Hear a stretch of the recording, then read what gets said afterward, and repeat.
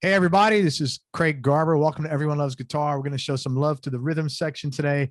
We've got Jeremy Stacey, who's just an outstanding drummer from across the pond. And let me tell you, everybody knows Jeremy Stacey. It is unreal how many American musicians, and he plays here all the time, so I don't want to sound like he doesn't play here, but he's very well known. He's an outstanding musician. I'm really happy that we had the opportunity to have him on. And let me give you a little information about him. Make sure you go to everyonelovesguitar.com/subscribe to subscribe to the show. If you're watching us on YouTube, hit the subscribe button and that little emoji that looks like a bell. That helps us get recommended by YouTube, and I appreciate your support for doing that. All right, real quickly, Jeremy Stacey, English drummer and musician. He grew up with his twin brother, Paul Stacey, who was on here a couple of years ago. Paul's known for his work with the Black Crowes and Oasis. They grew up in Poole, England. At an early age, Jeremy started learning piano. Then he later moved to drums and moved to London to attend acting school while playing nights in London jazz clubs. He was an original member of the Lemon Trees with Guy Chambers in the 90s, a member of Noel Gallagher's High Flying Birds, and he's a current member of King Crimson, which is not an easy gig, especially you got 3 drummers. Other artists he's recorded and or toured with: Tom Jones. I mean, this is like awesome. Tom Jones, Neil Diamond, Sheryl Crow, Roger Daltrey, Ryan Adams, Mary Chapin, Carpenter, the Lickerish Quartet, Steven Wilson, Benmont, Tench, Doyle, Bramhall II, Tal Wilkenfeld, Chris Robinson's New Earth Mud, Neil and Tim Finn from Crowded House and the Finn Brothers, Robbie Williams, Chris Squire, Steve Hackett, Bryan Ferry, Paul Young, Gilbert O'Sullivan. Man, I used to hear that name a lot as a kid. Eric Clapton, Joe Cocker, the Eurythmics, also playing with Stevie Wonder, Wendy and Lisa, Amy Winehouse, Tina Turner, Tori Amos, Echo and the Bunnymen, one of my favorite bands, the Waterboys, World Party, Aztec Camera, Roddy Frame, Kurt Rosenwinkel, Wayne Krantz, who we had on here, and like literally hundreds of other A-list people. Producers and engineers that Jeremy's worked with include Gary Katz, Wayne Shorter, Trevor Horn. Look at these names, man. Hugh Padgham, Ethan Johns, Glyn Johns, Jack Joseph Puig, Don Was, Bob Clearmountain, Kipper, and many others. Dude, this is awesome. What a background you have, man. This is so freaking cool. Thank you for coming on the show. I appreciate it. Man, it's a pleasure. Absolute pleasure. And the background thing is it's funny when you read the list to me, because it doesn't really compute as far as, the way, you said, where are you now? It's like, I should be in a mansion. I play with all these people. Where yeah. but you're in a second. I'm doing okay. You're in your second or third home. So I think you're all right there, man. In a beautiful, lovely Thank you for sending me those pictures, by the way. I love that when I asked you those pictures. They're so beautiful. Oh, yeah, man. yeah. Oh, that's great. Pleasure. Yeah. All right. So let's start from the beginning. You started playing music as a kid, but you ultimately went to school to study acting. So I have a few questions. What was the attraction to acting early on? Well, my twin brother and I, we're adopted. I didn't know that. Interesting. Yeah, we're adopted. And the reason that we ended up with my mother and father, who were the most incredibly, I don't know why I'm talking in the past tense. They are incredibly supportive, but I was talking in the past tense because it was a long time ago. Sure. When we were at home. It's a really long time ago, and they were from. My mother was from a theatrical background, and they said that the people the biological parents also were from some form of entertainment background. Oh, wow. So what happened is that, yes, apparently when we were young, both my brother and I, we used to bang our heads with me. If ever there was music on, both of us would start rocking and banging our heads in time with the music. And the next thing was we found ourselves going to bang our heads in time to the music, to the point where I think my brother used to bang his head quite hard and ended up with this sort of, it was a really big deal. We both were clearly affected by music. And apparently at one point we pointed at the TV, and my mother saw that there were people dancing, so she sent us off to dancing lessons. This is when we're like 3 or 4 years old, and it's interesting because I was never interested in dancing. I'm still not interested in dancing, but I did it throughout my childhood: ballet, tap, and is there any pictures of that, like you in a ballet outfit? That we could use that for your photo for the show. Let's not go there, maybe. But there may be a photo somewhere, but I don't have it, fortunately.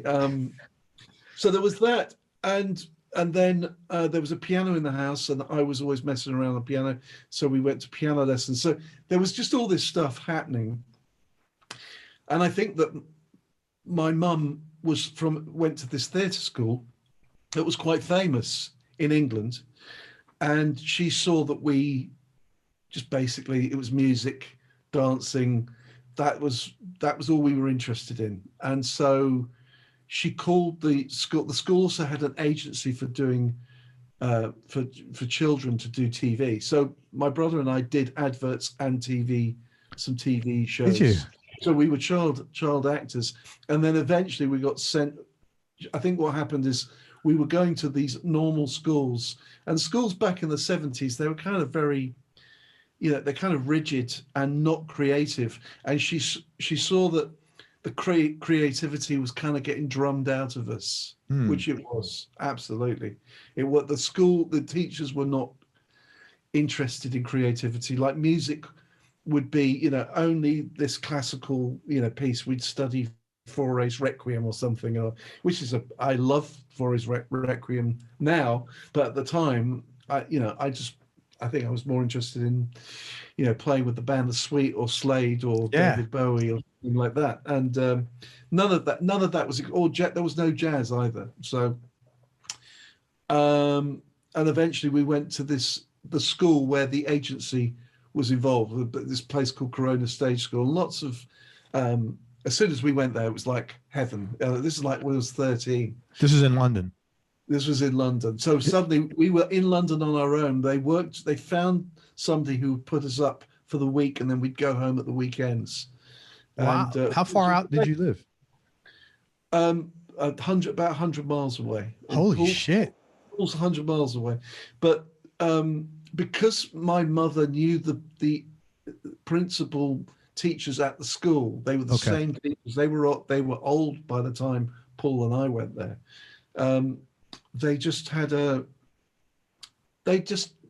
trusted it. And I mean, all I can say is thank goodness Poole and I went there. It saved us, because I don't know that we would have, we probably would have got into music, but I just think that we suddenly were around different people. I mean, London was a much more dangerous place, and we weren't set up for that. But over the years, I'm so glad that I got comfortable in London at an early age, because particularly back then, London was a scary place. I mean, it sort of is, but not in the same way now. Sure. I don't think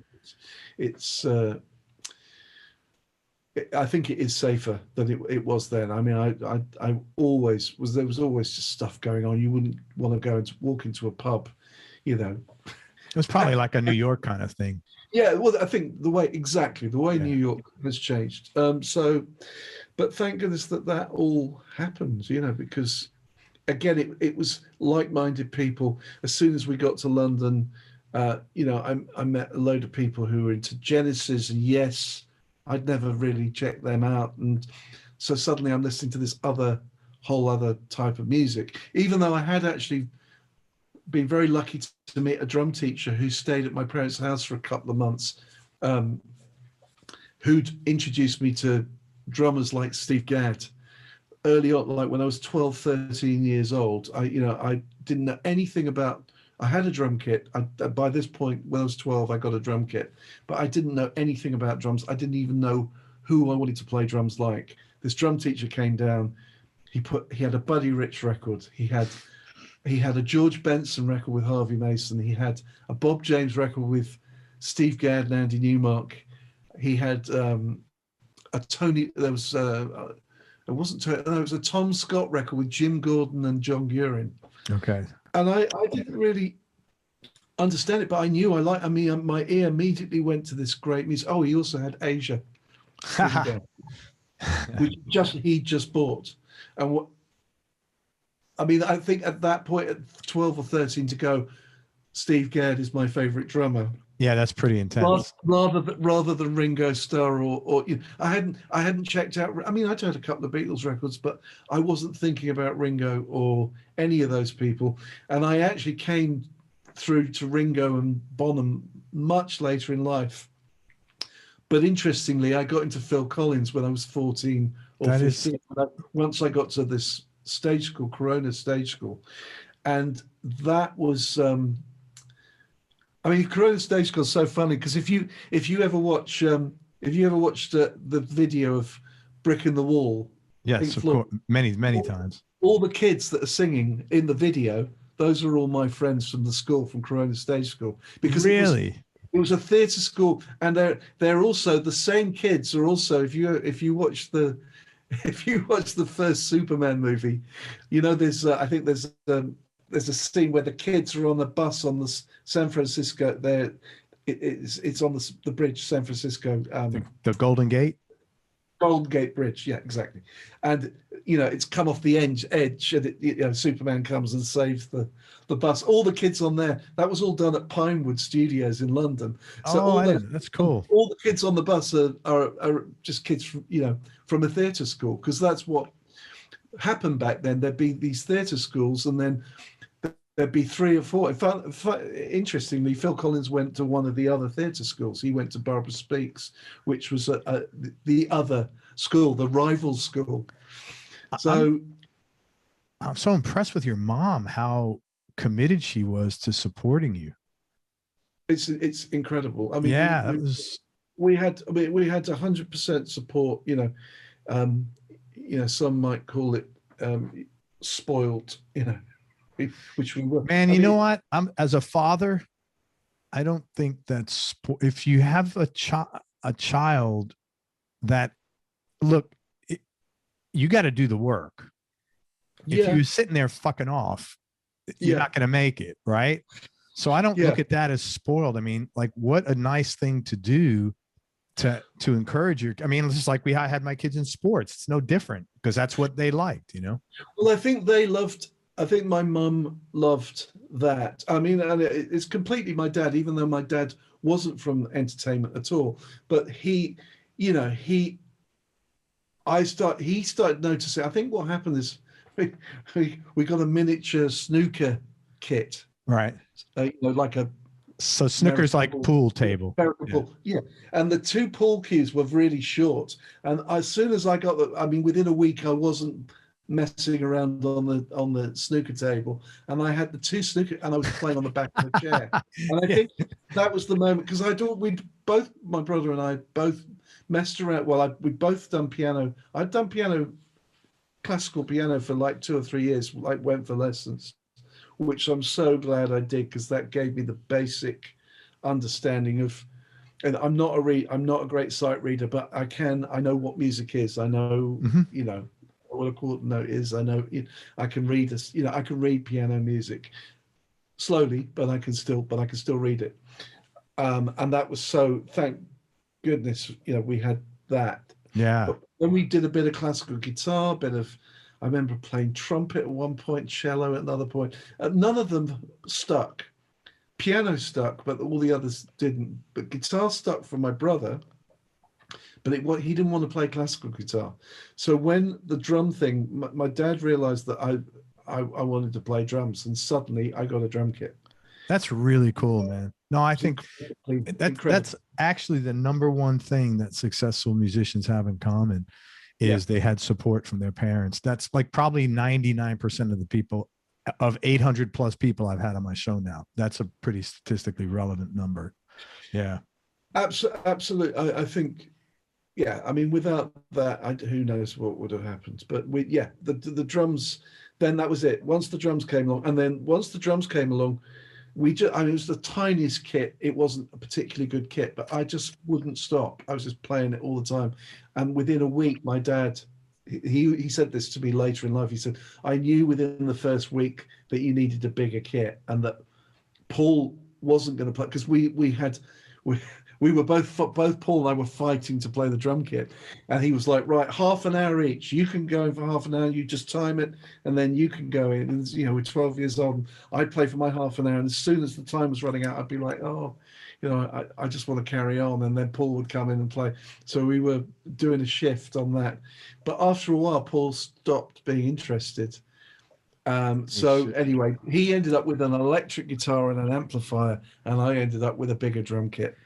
And then that was it. And then as soon as that happened, everything changed. That was the change right there. Good story, man. Thank you. That's very cool. The important moment where it was like, okay. And then, of course, meeting this great drum teacher, guy called Andy Leask, who's still alive and still teaching. And if he hadn't brought those records down, who knows what direction. I mean, I'm not a big go out and look. I mean, I am now, maybe. I go out and look for new stuff. But back then, and I think the way my whole career has sort of unfolded, I haven't had a sort of definite idea of what I'm going to do. I've dabbled with a lot of different things, like the acting and the music and the recording. I got into recording when I was 16. I got a Porter studio when I was 16, and then I got obsessed with recording, and then I loved going in the studio, and the more I did it, and the more people I met, and the more people I worked with, and the more questions I'd ask, and the more but I never thought I want to be a producer, I want to be a successful drummer, I want to be an engineer, I want to mix records. I've just done all those things because somebody's gone, "Do you be interested in helping me make a record?" It's like, sure. Oh, we can't afford an engineer. Oh, okay, well, I'll do it. So, all right. So let me ask you a question about that. And this is not uncommon. So you've, in a way, been guided, as opposed to, look, you had to work hard, and I'm sure you had to ask questions and look for opportunities at times. But a lot of this is you've been guided by something, right? Absolutely, by life. Life has taken me, and even, I mean, this is, I was looking at your questions earlier and thinking, how am I going to answer these? But it is interesting how I think when things have gone the best is when I've trusted life and let life take me in the direction. And sometimes I've done things that I might not. I think that was something that even happened when we were young, because you were always shipped off to do. When we were at this stage school, you're shipped off to be in something. Oh, there's a radio play tomorrow, and they need 10 kids to be in the radio play, and then they'd hear us all read, and they'd go, right, you're going to play this part, and this would be a proper BBC radio play, that we'd sort of auditioned for. So suddenly, one day I'm doing this, and then the next thing, I mean, there's some things, and I probably won't tell you that I did, but I mean, not because there's anything bad about them, but just sort of, it's just unbelievable, some of the stuff that happens. And you'd be in the middle of a class, and suddenly somebody come in the room and say, right, there's actually, they need actually, what are you doing? Jeremy, right. You need to go into the part. They need to finish off this couple of shots for a film. How cool is that, man? Honestly, you'd suddenly be dressed up in some sort of old, some crazy old historical outfit, and be pretending to be on a horse, but you're not on a horse, but they're doing shots so that it look, for just so they need, and just making you look like somebody else so they get a couple of shots for a film, and stuff like that. So it was. This is what I want to ask you. What do you, to whatever extent you're comfortable answering? Sure. Where do you view that, like in, like you've done with the universe? Do you believe in like that there's a higher power or a karma or a God, or what is your personal viewpoint of how that stuff comes together? I'm always interested in hearing that, because I'm trying to learn and trying to figure out my own mindset on a lot of these things.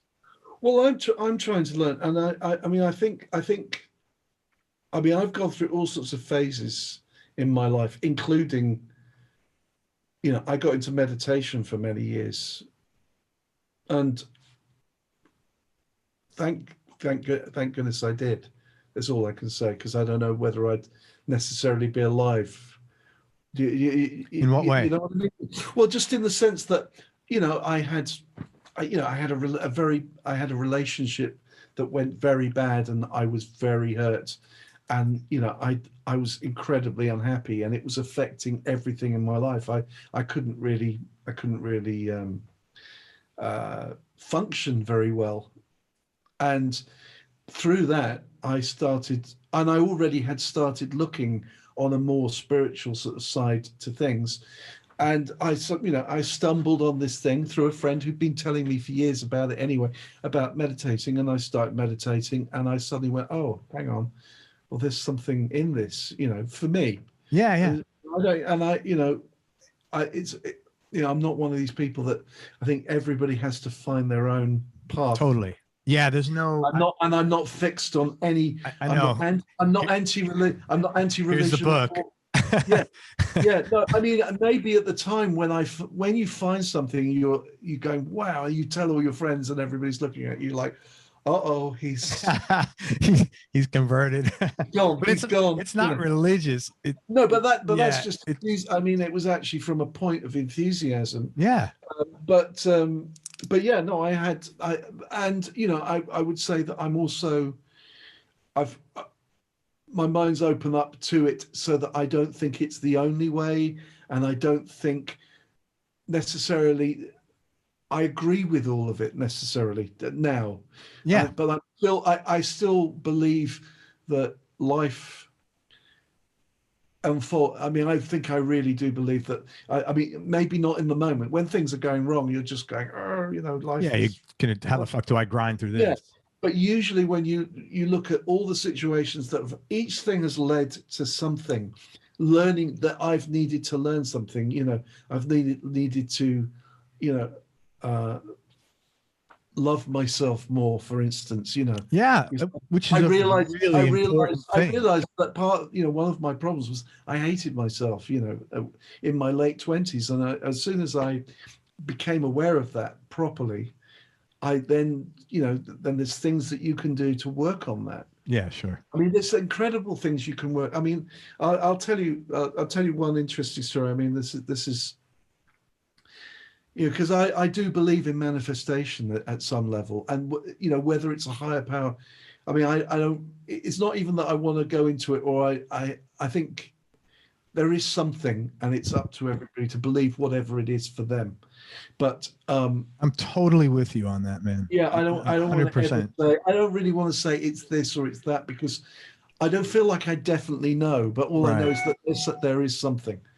So I had a real problem with flying. At one point, I got super scared of flying, and to the point where there was a couple of times where I bailed at the last minute to fly somewhere because I got freaked out by it, and I was already not good. Like, I was having a drink to get on a plane, or a few drinks to feel, just to be able to get on the plane. You had that much anxiety about it. I had this huge anxiety. Where it came from, I don't know, but I had it. And I had this meditation teacher, and I started talking about it, and they said, well, you're running away from the problem. You're never gonna get over the problem by blotting it out. You have to find another way. And they explained, you know, that one, you should actually just observe it, just sit and watch the whole process of the fear arising and all that stuff, which again comes in so great when you're having fear on stage, or you're having fear. Yeah. Any fear is, start watching the fear and realize that fear doesn't, you know, that if you start fighting the fear, it only gets worse. So I got on this, I decided to do, there was a short trip to Amsterdam. I was doing a gig, and I had to get on this flight to Amsterdam, and I was flying on my own because the other musicians were already there for some reason. So I thought, right, it's 45-minute flight. I can hack, you know, I'm just going to do it. So I'm just going to do it sober. I'm just going to get on there. I got on the plane, sat down, had a window seat, and this older lady came and sat next to me, and I was sitting there. I said, "Oh, hello," but didn't take it any further. That was just sitting there going, "Right, just watch everything." I was clearly nervous, and she picked up on it, and she went, "Oh, you nervous about flying?" And I went, "Yeah." And she said, "Oh, why?" And then, talk to me about it if you want. I maybe I can help. Anyway, so she just started asking me a few things, and I, explained. Didn't really know why, but I was, just scared. And then she told me that she lived in a spiritual teacher called Krishnamurti's house. She had lived in Krishnamurti's house. And at that point, it was like, here I am trying this thing for the first time, and somebody is now sitting next to me who has got some connection with a spiritual thing. So it felt like somebody was just coming to help me get through it. Like someone's the process. You're doing the right thing. So my faith rose. Yeah. And I got that. And life has been so like that for me. And whether I'm just the luckiest guy in the world or, it's to do with, I don't know what it's to do with, but I'm just saying that whenever, and nothing, as I say, it doesn't mean that you don't have to go through pain and you have to go through, forms of suffering or loss and all these things. But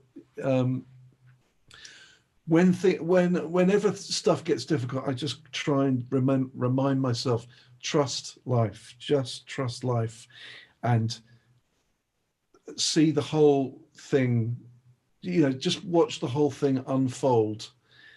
And see everything as the longer term rather than the short term, and things will usually work out the way they're meant to. It's not perfect, nothing, Yeah, but it's usually a lot less worse, or it's a lot better than your expectations might have otherwise been. Some things have been. I mean. Yeah, there's things that have happened where I just go, I can't believe that this has happened. Really, just even my career. I mean, I'm just a guy who plays the drums, and I mean, at the end, as we all are, musicians are just. It's not a big deal in some ways. It's not like I'm not saving people's lives. I'm just playing music, but. And thank you. I mean, sorry, we've gone straight in there. No, it's cool, because let me tell you, the number one change for me through doing this show has become being more like that. Right. And my whole life is so much more relaxing. B, happier. Things are better. Like relationships are better. I don't mean with my wife. We always said, but it's a richer, just like everything, man. Just I find being open to good things happening, and just what you said, trusting that whatever you're doing is going to lead to good. I had always a hard time with that. I would trust when I can get out of a bad situation, but I would never trust getting into a good situation. But once I opened up, all of a sudden it's like, hey, that's not too hard. Well, it's a bit, it's that thing of fueling something, it's like, I've always said this thing, man. If I'm playing on stage and it's just sucking, it's just not happening, or, either you're not connecting with the other players, or it's just not, or you've got all these friends who are great players, but it's just not, the sound check was amazing, but the gig's just like, oh, no, where's it all gone? And I used to really spiral down if that happened, because obviously music means everything to me,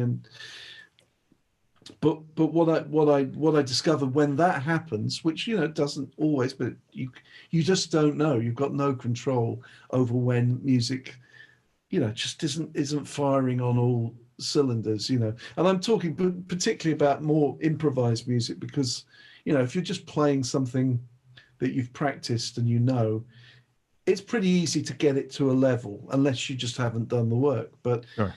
and you know, and there'll be special ones and less than special ones, but generally it's, you know, it's like most of the gigs, you know, when I did Sheryl for 7 years, most nights it would always be, you know, it's there, it's always there. Yeah. We'd be in trouble if it wasn't there, so you know how to do that. But if you're playing improvised music, that's not always the case. Like what you're doing now. Yeah. Yeah. Yeah. With King Crimson. So and I'd always,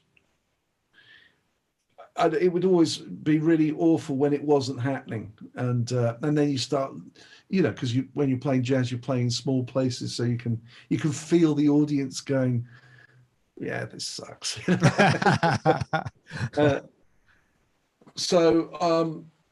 Yeah, and I just always try, if I'm just being hard on myself, which I am regularly, just go, no, just wait, just listen, just keep listening, just try and listen, and just wait, and stop trying to move forward or try and make it better, or stop, and just even that meant the attention to not being willful. How much this sucks. Yeah. It's just go right now, go back to listening, because the mind, as soon as negativity starts, you know, forming, it becomes a trend, and then it becomes, then you know, I mean, I think this is what happens, you know, with negativity generally. And I've had negative periods of my life where I've been in situations where I'm not happy, and the more you make of it, and I still do it. I'm not saying, but when I catch myself doing it, going, no, but you're making this worse because you're unhappy, and you're trying to answer all the questions. Just stop, just be still, and just try and, you know, just try not to fuel it, and then usually it smooths out, and things then can have chance to grow again. And that's happened to me on a number of gigs now, where it's just not happening, and I just wait, and then you usually can turn it around. Sometimes you can turn it around and then have a really great gig, and it might not be till the second set, but you know, yeah, it will come back, you know. I think the key thing there, what you're saying, is to not, at least in my experience, if it's in agreement with you, you tell me, is to not be willful, to just stay open to good stuff and don't try to force it. Well, it's like when you argue with somebody and you just know that you're in this position where they're never going to agree with you. Just go, they're never going to agree with me. So the more I just keep pressing my point that they don't agree with, the worse this is going to get. Totally. So you just then have to go, well, I'm never going to agree with this guy, and you know, or girl, or whatever, and I'm just going to have to stop. And just being quiet and stopping alone is a good start. You know? Absolutely. Can't argue with you. Can't argue with them. You know, you can't argue with you if you're not involved. Well, that's what I'm saying. Yeah. It seems like the most simple thing, but again, that's all the stuff that I let, you know, I mean, with the meditation and stuff, it's the same thing. It's just basically, it's a way of helping you. It's a bit it's a bit like method acting to me, which I went to this other acting school called the Drama Centre, which was an amazing acting school. A lot of really great actors went to that school, and we studied the method, and the method I think is another great way of it. It's a tool you use to get you out of a situation. It's not what you have to do to act, it's what you do. You know, I mean, there's a great moment I saw.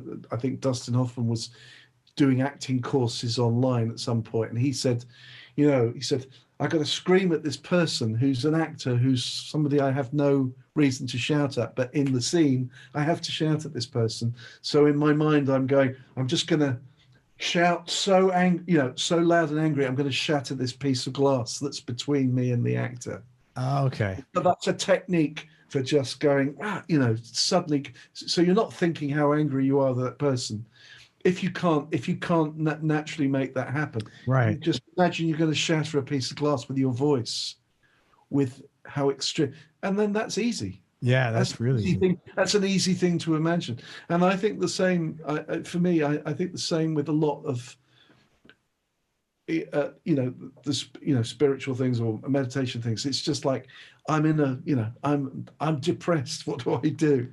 And it's like, right, well, firstly, don't do this because this is going to make it worse. Just, yeah, it's little thing. And same with playing. It's like, you're playing and you're going, I'm not, maybe, I don't know, I'm not playing in time enough, and then you get freaked out about playing, how good your time is, and all that stuff, and that never helps.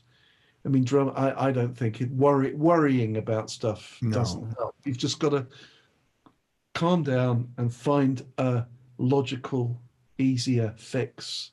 Within. Yeah. I mean, do you know a guy named Jim Cregan? I've heard of him. Just remind me. He was Rod Stewart's MD, guitar player for many years. I've met Jim. Older guy. He's a little older than both of us. But he told me this story one time. He's like, he's from Ireland, or his dad was from Ireland, and his dad said something to him like, "If worrying pays you $1, son, for every time," something like that. Like it, you never get paid any money to worry, so why the hell would you do it? It's all about. I mean, when do we all get on with people? When we're smart, having fun, we're relaxed, we're not treading on eggshells. And same with music. It's like, when is music great? When you're just with a bunch of your friends who can really play and just having fun and not worrying about, we made a mistake there, not worrying about all that stuff. I mean, and hopefully you're not making any mistakes, but what I'm saying is, but if there's this feeling of, it doesn't matter, we're just going to try and No, it's good, man. Thank you. I appreciate you sharing that, Jeremy. Early on, what were some of your challenges as far as getting your drumming career launched?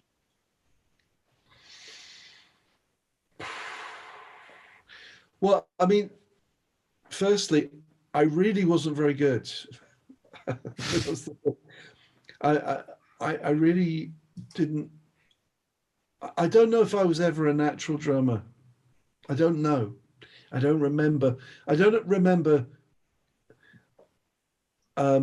had a period where I just didn't know what I was going for or what I was trying to be, or I didn't even know why I was doing music. It's the funniest thing. It's not like a thing where you just, I couldn't stop doing it, but I didn't know why I don't know what the goal was. What, didn't you just love playing? I loved playing, yeah. And at the time, I think my goals were just small. It was, I was in this place, Poole. There were bands, but there were also hotel gigs, and stuff. And so I'd do hotel gigs, which were, basically playing music for dancing, but top also 40 stuff. A little bit of top 40, but like a lot of old, waltzes and, just really. But that's a good, it's good because a lot of the people are experienced. I mean, they may not be the greatest musicians, but it's just going out and playing. And some of those gigs I really didn't enjoy, and some of them I really enjoyed. And then started to play in bands. And then I found out about a place where they did jazz every weekend that you could go and sit in. So my brother and I started going along to that. And then we met people there was this guy called Mike Hatchard, who's this great, he's a piano player and had played in the National Youth Jazz Orchestra. And he'd just been on tour with Cleo Lane and Johnny Dankworth, playing piano. And he came round to, we turned up at this sit-in, and I think we sat in, and he was similar age. He was a little older than us, but he, I don't know why we connected, but he was like, "Oh, you've got to, where do you live? Oh, yeah, I'll come over. Do you have?" We said, "Yeah, we've got a little room where we can play, where there's a drum kit." And you were both moved to London at that point. No, this was all in Poole. This is before London. Okay, before London. Okay. Yeah, but this is what happened is he was really tough on us. He was like, "You're not very good." He said, "Do you have any idea what the standard is like in London?" And we were like, "Well, what are you talking about? We thought we were good, And he'd play us records of these young kids, like he'd play me an 11-year-old drummer. There was a drummer called Graham Ward who was playing with the National Youth Jazz Orchestra at that point, and he just sounded incredible at 11 years old. And I was just, and he said, he's reading this. Do you understand? He's reading the music. And we were both almost disheartened, but I'm so glad that he made, and that was when I think I wanted to maybe, rather than be a drummer in a band, I wanted to be a session musician, because I wanted to be able to do this. Now, I never really got it together. I've got to be honest, my reading and my ability to do something like that, just open the chart and go, I would struggle with that. You know, I mean, I'm talking about like a big band or something. Sure.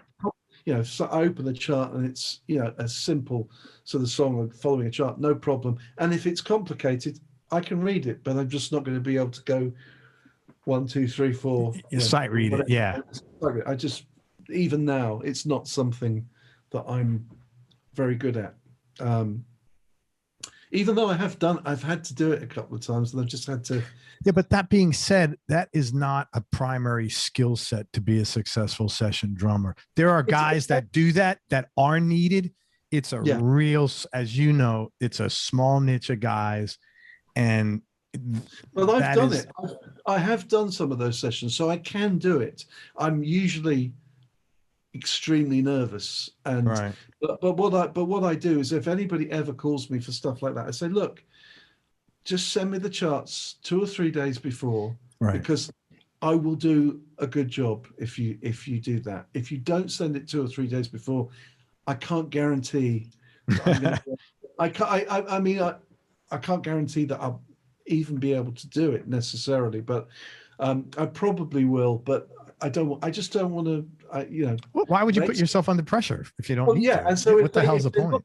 If then I will only do it if they're prepared to send me the charts up front. And it's a shame, it'd be great if I was able to do it. And I people say, well, why don't you just work at it? And I have tried at times to work at it, but it's not the same. It's a bit like playing jazz, You have to. I mean, for some reason, I did sit in, and I just kept trying. You've got to feel comfortable with playing with people you don't know on a drum kit you don't know, improvising. You've got to understand form at some level. You've got to know what is it an AABA thing or if you're playing a tune that you don't know, you need to say to somebody, what's the form on this, and hopefully you'll be able to to get it quickly. But you can't just suddenly, for reading, most of the people who are great readers learned to read early on, and they really just were thrown into those situations where they were regularly doing. I mean, I did it on the ships. I did the ships for 5 months, and I had to read on that. So I can read. I'm just hard on myself because I know people who are incredibly great readers. Yeah.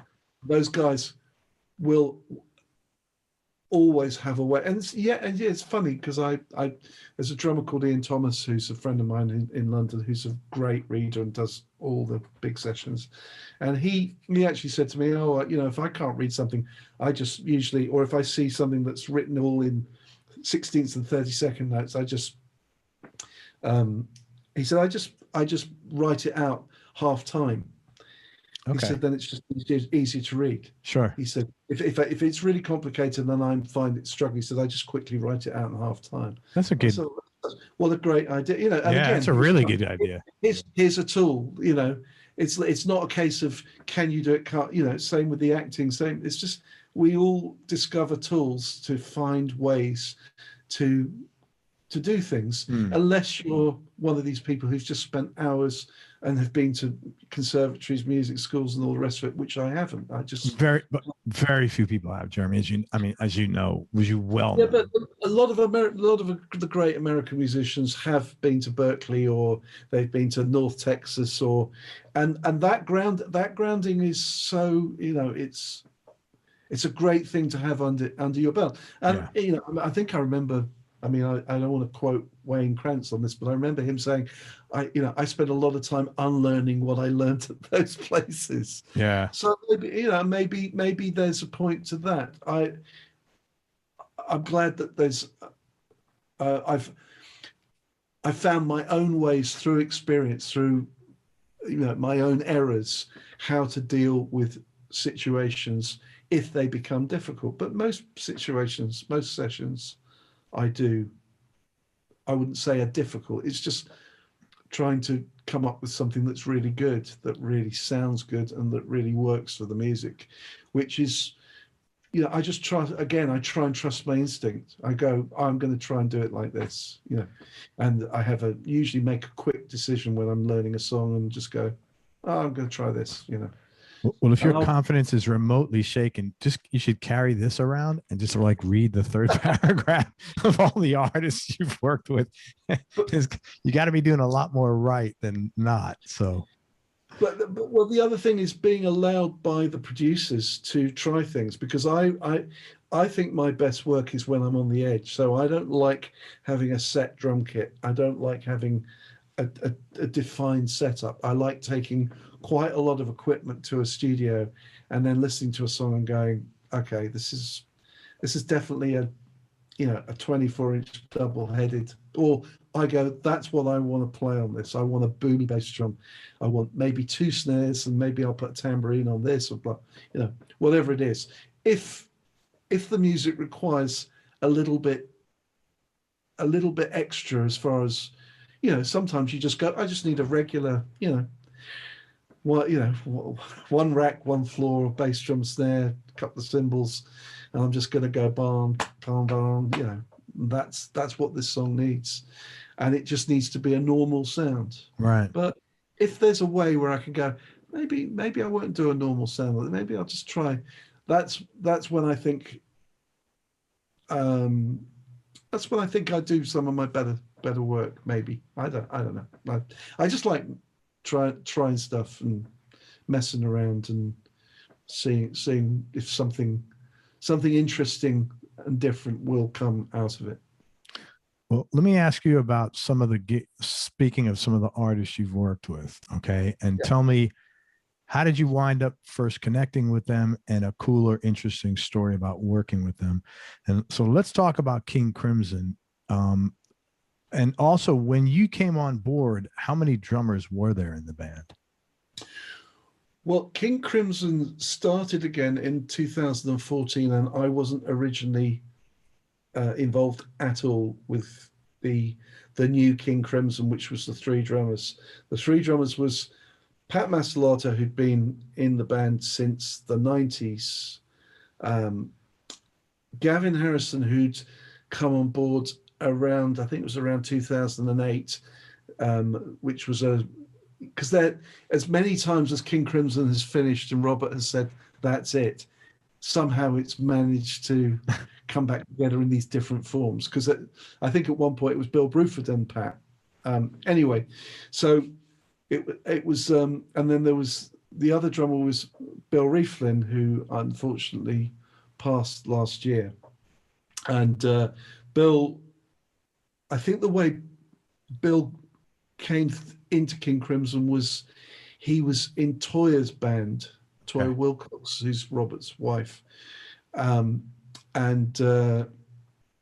through working with Toyah, he met Robert at some point, and he said to Robert, why don't you start King Crimson again?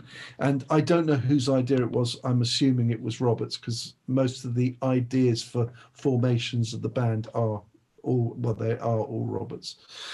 And so this 3 drummer idea came about, with 3 drummers across the front with the band at the back, because it's just everything back. It's completely different. So they went on the road for a couple of years, and Bill Rieflin was already having health issues, unfortunately, and it got to 2016, and they had a whole, I think it was European tour booked, 4 months of work, the only 4 months that year, and they've done they've done loads of rehearsing as a band. And they've already done 2 tours. They toured America and Japan, and very successful. And suddenly, that they've got, it's like Bill can't do it, so they shall we cancel the tour? Now, Bill Rieflin was also playing drums and keyboards. Okay. Some keyboards, a small amount, but he had a keyboard by the side, which was good, so that there wasn't three drummers all the time. Bill would play keyboards, and it would just go to the two, Gavin and Pat, on the outside. So I'd met Gavin Harrison years ago. I remember that somebody had told me I transcribed the Black Page. Believe it or not. Holy shit! Thanks, Zappa's. No, yeah. Well, this is. I mean, that sounds. I used to sit at home on piano. I was ill as a child, and I'd transcribe things and I'd work out things that I liked. I remember working out a couple of Chick Corea piano solos when I was about 14, even though I couldn't play, but I'd work out the notes and I'd sort of. Usual thing with me is how I play the drums is like learn the really, let's learn 50 ways to leave your lover rather than learn how to play a paradiddle, Yeah, right. So you're diving into deep end. Which is actually a very actor thing to do, because actors do exactly that. It's like, I have to learn how to play like this, and they just learn the bits they have to play. They don't learn the background to it. So I think I have a tendency to be like that as well, to be honest. Right, I've got to learn to play this stuff. So because I transcribed it's just the melody and the part, and I didn't even know what a quintuplet was back then, but I worked out there were 20 notes in a bar of 4/4, and I was going, well, that means there has to be 5. That's 5 notes per, 5 beat. Yeah. So I was like, well, so what's that? That's really weird. And so anyway, I wrote it out, and somebody said, oh, this guy Gavin, he's got the chart from the Frank Zappa estate, which I think is called Barking Pumpkin. Yes. So right. He'd already. I think somebody sent it to him as a present or something. But this friend of mine in Poole said, "Oh yeah, Gavin," and I'd already been to London by this point. He said, "You should. I'll introduce you to Gavin." So we spoke on the phone, and Gavin's like, "Yeah, come over, and I've got the chart. You can come and have a listen. Come and have a look." So I brought my chart over, brought the chart, and amazingly, I had actually written it out right, but I was just so pleased to actually see, to make sure, go, okay, I got those notes. Yeah. Oh, and that's how he writes it. Yeah, but it's 4 lots of quintuplets on that bar. So at that point, and again, I'm educating myself about music by doing it another, going the backwards way, the backwards route. So Gavin had remembered me from that, and then we'd run into each other. I remember, I think we were in San Francisco. I was playing with Chris Robinson's New Earth Mud, and he was playing with Porcupine Tree, which I didn't know anything about, and I didn't know anything much about Gavin's career. We were on a different. He wasn't in the jazz sort of world, going to jazz clubs. He was more. I don't know what he was, just in a different world. So we bumped into each other on the street. It's like, oh yeah, how are you doing? And occasionally we'd meet. I was, Zildjian in Dorsey for a long time. I'm not anymore, but we'd bump into each other at one of these events, and so we'd seen each other over the years. We didn't know each other well. I suddenly get this call out of the blue, and I there's a whole lead up to that story, but I'll tell you this first. So Gavin's said to me, "What are you interested in playing with King Crimson?" And I was like, "Yeah." Yeah. What's going on? I said, I did see a clip of something. Said it's 3 drummers or something. And he said, yeah. He said, yeah, the guy in the middle, Bill Rieflin's.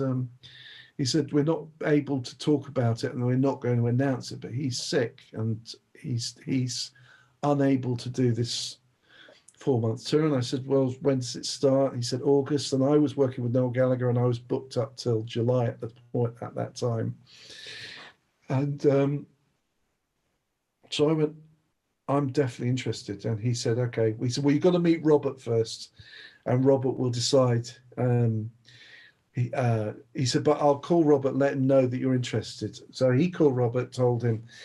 And then I think Robert had asked, he said, can I see some pictures, or see, is there any footage of him? So he sent him some pictures, and I'm a pretty scruffy guy, whereas as you've probably gathered, Robert's he always wears he's impeccably dressed. Impeccably dressed, very smart, and incredibly together. Smart, such a smart guy. And but you clean up well on stage, because I did notice that in all the photos you sent me. I was like, oh, this guy cleans up. I said that I figured that's got to be that was enforced. I figured that, man.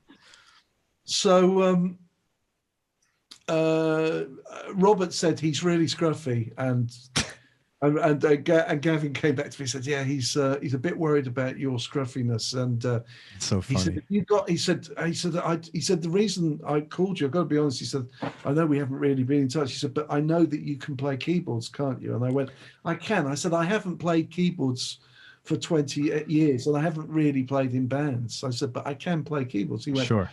Right, do you think you'll be able to get it together? And I went, look, I always love jumping to a challenge. How long have I got? The 3-4 months to get this together? I'll get it together. He went, the drumming, there's a lot of drumming and there's a lot of stuff to learn. He said, and you're not going to be able to rehearse. We've spent 2-3 years learning a set. He said, there are now 23 tunes that we do. Oh my God. And, some of them are 10 minutes or longer, and multi-time changes, multi-tempo changes, and keyboards. It's a hell of a gig. Do you realize what you're getting yourself? And I just went, send me some stuff. And he sent me some stuff. And I've listened to a lot of complicated music. I've played, playing with Jason Rubello, who's my friend, who's a fantastic jazz piano player, and his music's quite hard and it's improvised as well. So okay. I just listened to it. I can do this. I know I can do this. But I also realized I had a lot of work to do. So, and that's what happened is I basically said, yes, I met Robert. I put a jacket on and a shirt, and that was it. I got the gig. I mean, I got the gig without playing a note to Robert. It was like, really? Yeah. Oh, I walked into the first day rehearsal, which was, we had 2 weeks rehearsal, and then the first gig. How did that? How do you even transpire that when you got 2 other drummers and you've never played the music before? Well, what I was able to do was, because Gavin, every gig had been recorded, so he was able to find good versions, and he sent me recordings of the isolated Bill Rieflin mic, just the drum mics of Bill Rieflin. There'd be spill, which made it quite hard to.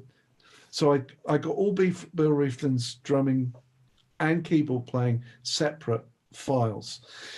But I was also touring with Noel Gallagher for most of the time up to that point. So I was going, wow, I'm gonna. And Gavin said, look, you're gonna have to come round to me, and we're going to have to go through it together. He said, but obviously I'm going to give you some time to.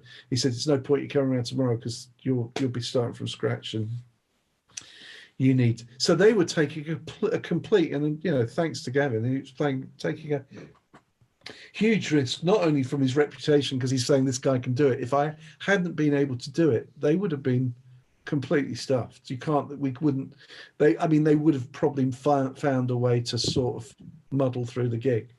Well, they just would have had 2 drummers. Well, yeah, but then no keyboard. Then the keyboard parts. Right. So I mean, it was, but all the parts, most of it is based around 3 drummers. Yeah. So just 3 drummers. Suddenly the parts are missing, so they have to change. I mean, yeah. So the responsibility was. I mean, I don't think I took on board the responsibility. I just went, I'm doing this gig and I've got to get it together. That's it. And that's how I always am. It's like, I'm doing this gig, and then when I walk into that rehearsal, I need to know what I'm doing. And that's what I did. So you're pretty social. What would, like, after the gigs with Noel, would you just like, hey guys, I got to go back and study? No. No, I don't. I can't. When I'm doing a gig, I've got to focus on that gig. So what I decided was, it would actually be best to have charts written out. And I decided to use the program Sibelius, which I don't know. And I thought, right, if I've got to learn Sibelius, then try and learn to write King Crimson parts out in Sibelius, that's a whole load of work. That's not even learning software is not even relevant. No. I mean, that's not going to help you. So I discovered there were two people who were friends of mine. One was a session drummer, and one was a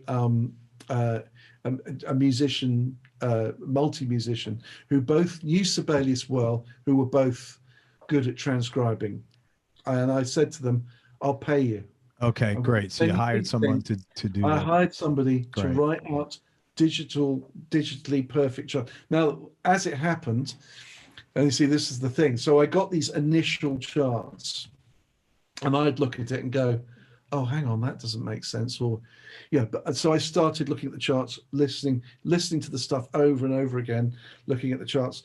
So I then called Gavin and said, "Look, I need to come over to you, and we need to go through this, because I need to clarify that what you've sent me, what's written down, and what I'm playing is correct." So I had to start learning without being at a drum kit as such, because you're on tour, you don't have a drum kit in the hotel room, and I just tap it out on my legs and go, "Okay, well, it's this, okay, I can play that, right," and just keep drilling. So I was listening to it, of course, on tour, but I wasn't going.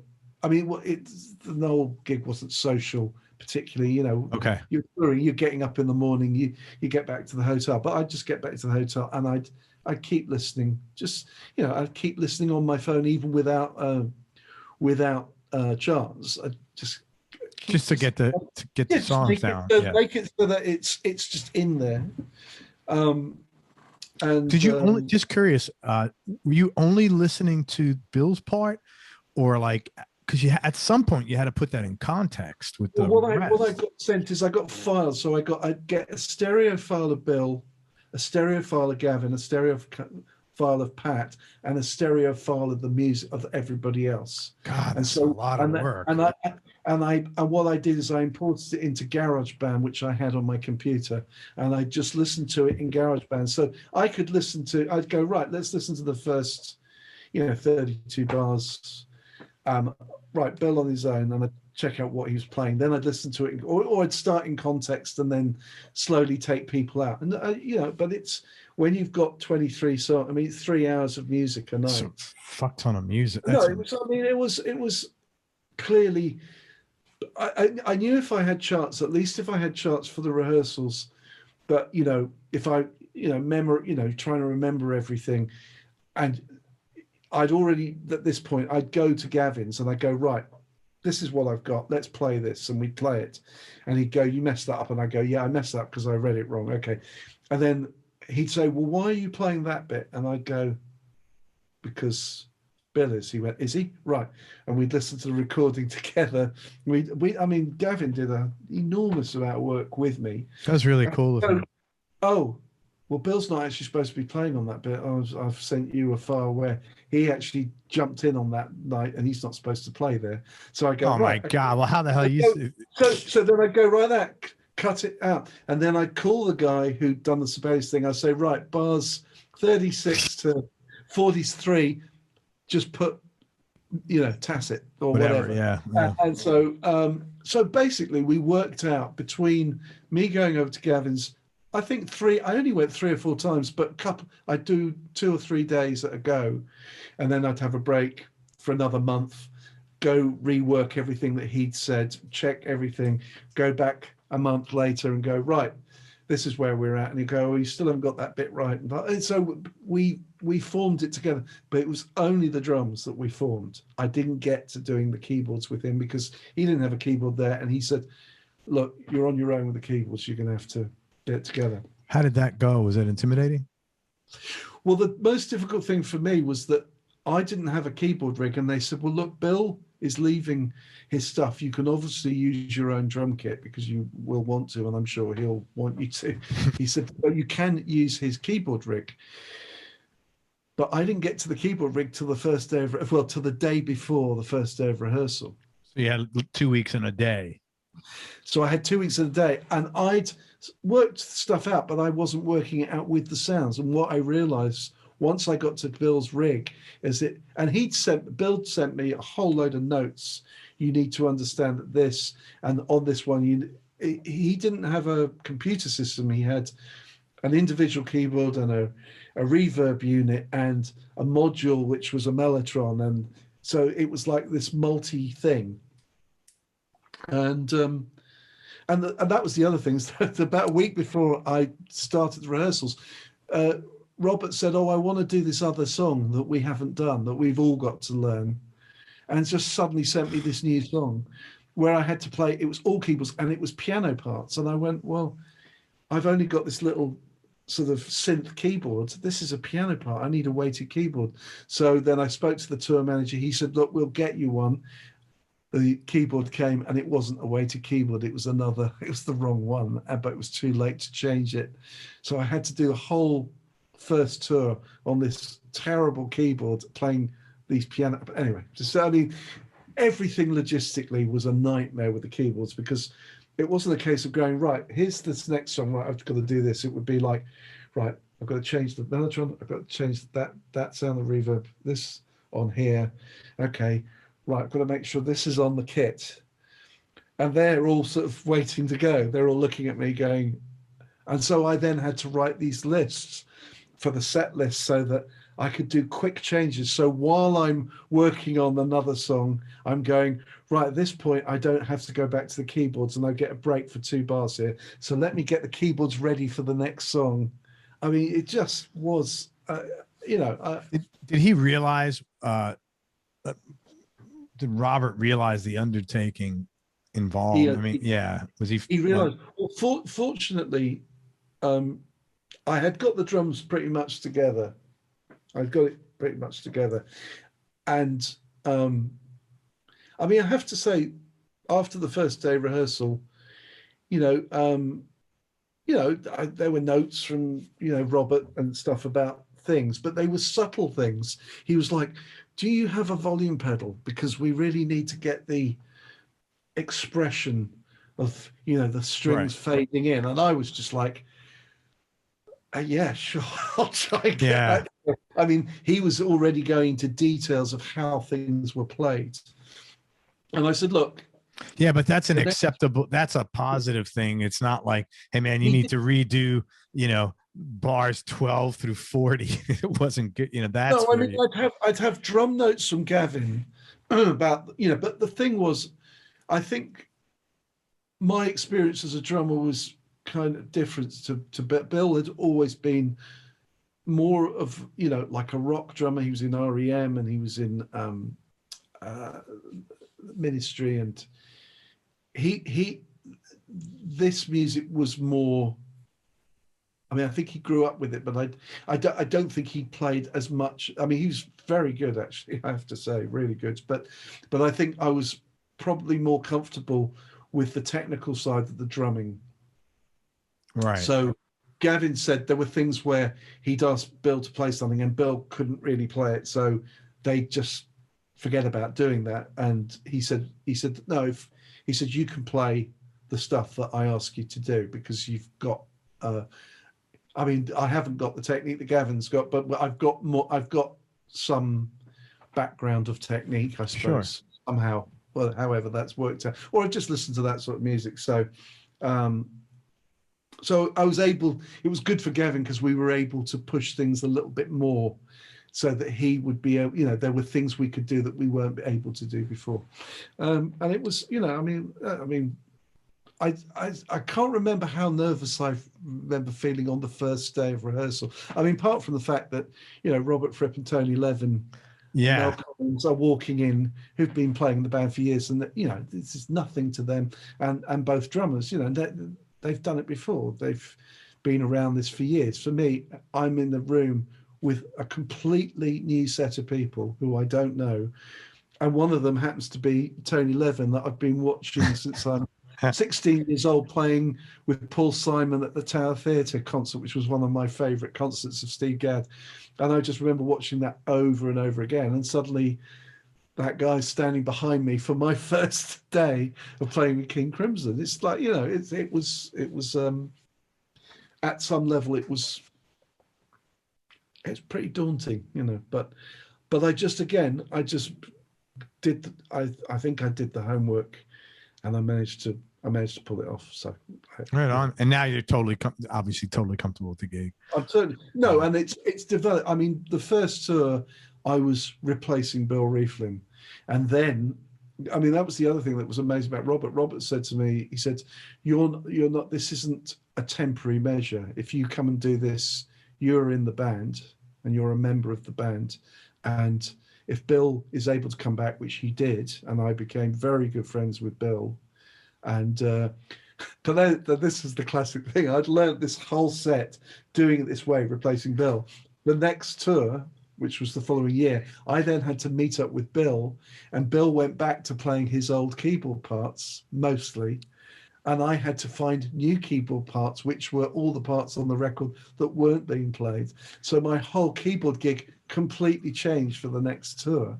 So the next tour, Bill was back, but only on keyboards. But only on keyboards. And you were playing drums and keyboards. And keyboards, and he was playing keyboards at the back behind me. But I had to completely change. So suddenly I was playing. Well, that was the other thing, is that Robert heard me play piano in a dressing room. I was just messing around on the piano. He caught me playing piano. He went, "What's that you were playing?" I said, "I'm just improvising, messing around." He went, "Good. Well, do that tonight. Do something like that tonight between this song and this song on your own." Right. That's cool, man. So cool. But that's really nice. So I did. And then he said, "Oh, we've got a piano player in the band. Good. We can play all this other stuff." So suddenly all these other tunes. I mean, we've now got 40 odd tunes that we choose from. That's great. And so I ended up learning all these tunes. So, but what's been great about the gig, so after getting all that together, then the next time the drums were the same, but more tunes. But suddenly all the keyboards are completely different. Nothing to do with what I'd done on the first tour, pretty much. Hardly any of it was the same. And then, of course, Bill was in the band for about a year and a half. So we did that way. And then Bill got sick again.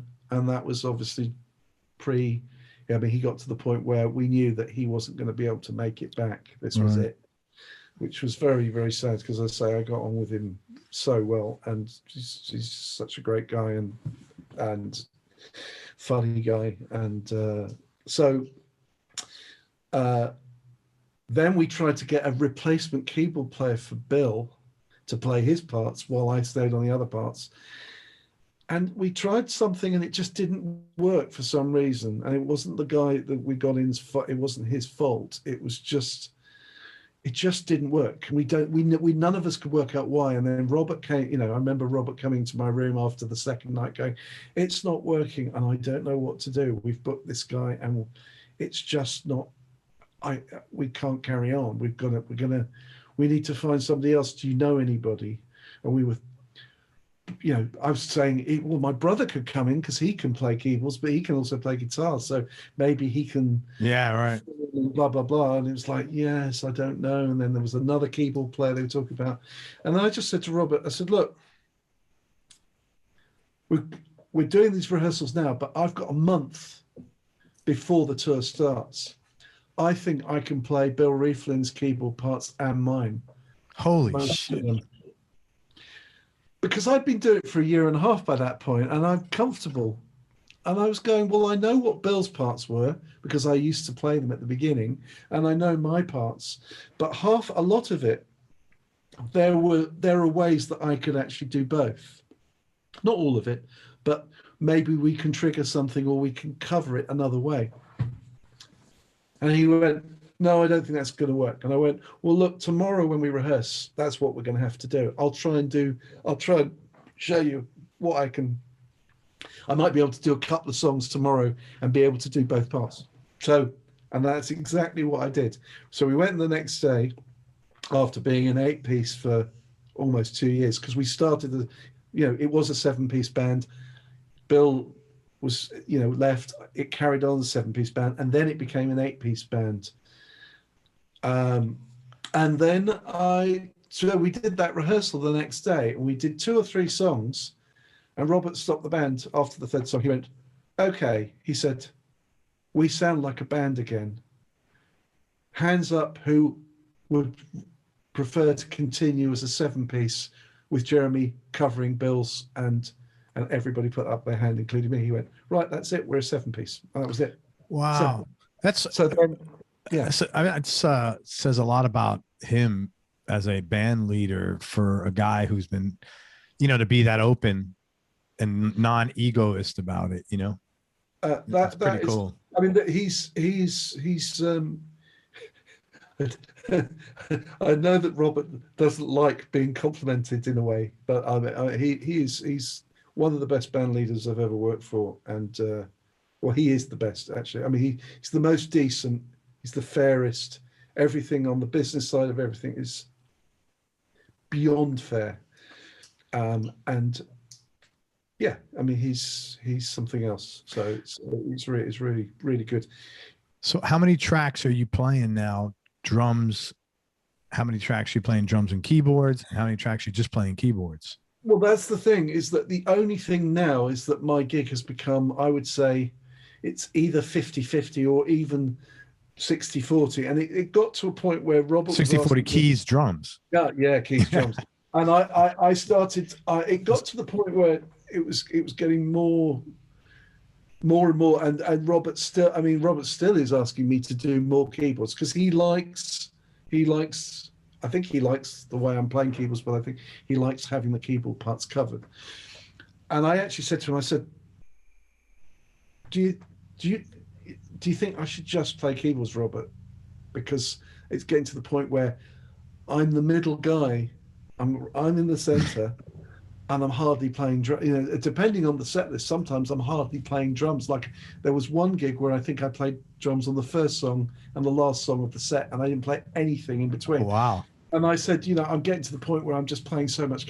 And he went, no. It has to be 3 drummers. And I was like, okay, all right. Well, I just put the offer. If you want, I'll just bail from the drums and just play keyboards. Because I think that was my way of going. I feel like it's going too far, and I'd rather just go, let's, just hire me as the keyboard player, and yeah, it'll make it easier. But he said no, and then it's we're now trying to find ways, if we do this next tour, that I'm going to try and find a way to play drums and keyboards at the same time for certain things, which I know seems mad since we've got 2 drummers and everybody's doing small bits, but I just feel that it's because he wants the keyboard parts, he doesn't want them on track or anything like that, which I agree. We want to play everything live. We don't want to use tricks. So and it's great for me. That'd be funny. So you come down here to Tampa and at your first gig and you're on keyboards instead of drums. Well, I still don't know how that's all panning out, but I may well be in Tampa first. So That's so funny, man. I'll say, take me to the best sushi joint. There you go, man. wherever, or whatever food place Look at this. I just realized. Yeah. Can't beat it. My mother-in-law sends these back with my wife. That was a great story, man. Thanks. That's really cool. Yeah, no, and the other story that I should say that was interesting, I'd been with Noel. I mean, this is a classic, going back to my point about, it's not, I don't think of it as manifesting. Like, I'm not sitting around going, I must have this gig. I'm just saying, I'll think about something, and then suddenly some connection to that thing will happen. And you'll go, what? Why? How did that happen? Oh God! Right now, I'm actually gonna get involved. So, I'd been playing with Noel for 5 years. I had a fantastic time playing with Noel. He's a very funny guy. You have to have a thick skin, as I would imagine anybody would guess, because he's full on, and he is how he is in interviews. He is that guy. He's jokes around. He says what he thinks, and you've got to be able to not take things too personally, and also give as good as you get. You've got to have a strong response to some things. Anyway, so we'd been touring for 5 years. The band had been going very well. I got into a situation that was nothing to do with him, that was a business factor, which I won't go into, and I was unhappy about being in the band at that point. And this was like around January 2016. And then David Bowie died.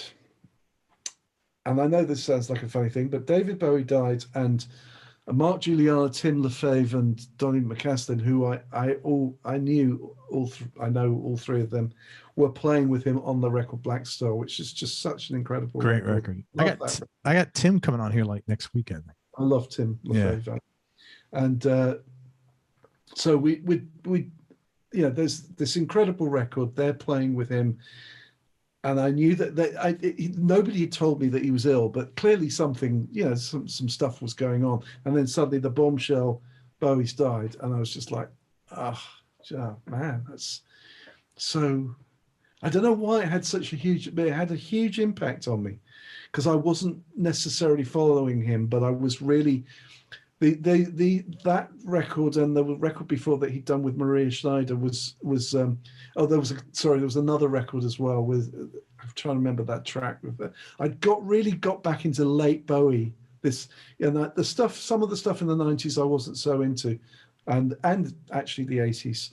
Love his early stuff and all the Mick Ronson stuff and the early Earl Slick stuff. So he died, and then I started reading all these interviews. He's going, "You've got to follow your heart. Don't just do things for money. Don't do things." And it's not that I was doing Noel for money, but I wasn't happy about something, nothing to do with him. Sure. And I was, and this thing of like, this is a problem, and I don't know what to do. And then I was going, I've been doing this gig, and Noel's gig is incredibly simple drumming. It's a powerhouse gig. I mean, I did it in a very heavy way because nobody else ever had. And I thought, see if this works. I tried it out. He liked it. So we stuck with it. But technically, and stretching myself as a musician, I think there was a point where I was going, it would be great if I was playing something a little different that was a challenge. That was in my mind. I want a challenge. I don't know that I want to do this anymore. And then you do the call. Bowie dies. He's saying, don't do things that you don't want to do. Follow your heart. Take a risk. I was reading that. And then I started listening. I started listening to Bowie 24/7. So I was listening to Black Star. I was listening to this stuff. And then I remembered a record that I listened to for years, just constantly, which was Scary Monsters. And I put Scary Monsters on. I listened to it, and I just went, man, I love Robert Fripp's guitar playing on this. So in my mind, I was going, I love Robert Fripp's guitar playing. I need a challenge. I need a challenge. And David Bowie's died, and he's saying all this stuff about follow your creative heart. Just do something extreme, change. And I thought, shall I just leave Noel? And just go, I don't want to do this anymore. All that stuff was in my head. 2 days later, it's Gavin Harrison. Yeah. I'm interested in playing King. I mean, and that's so cool. That was another moment where I just went, this doesn't, how about leading? I'm thinking about Robert Fripp, I'm thinking about a challenge, and here it is. But I used to think that was bullshit. I don't think that's I think that's not that abnormal anymore. I think that again, just my take on it is the openness. Yep. Because if someone's trying to send you a message and you're closed to it, it ain't going to happen. If someone's, or the universe or whatever, karma is trying to send you messages, and if you have certain feelings and you're open to them, anything can happen. Well, I use the term, I think there's something about, there's a feeling that happens that when things connect, because sometimes I could think all sorts of things that I'd like to happen and they don't, but there's a connection thing when things happen. I remember, I always tell this story, and I'll tell it again because it was the same thing. I was a totally kind of like a fusion-y sort of drummer. That was mainly what I was doing.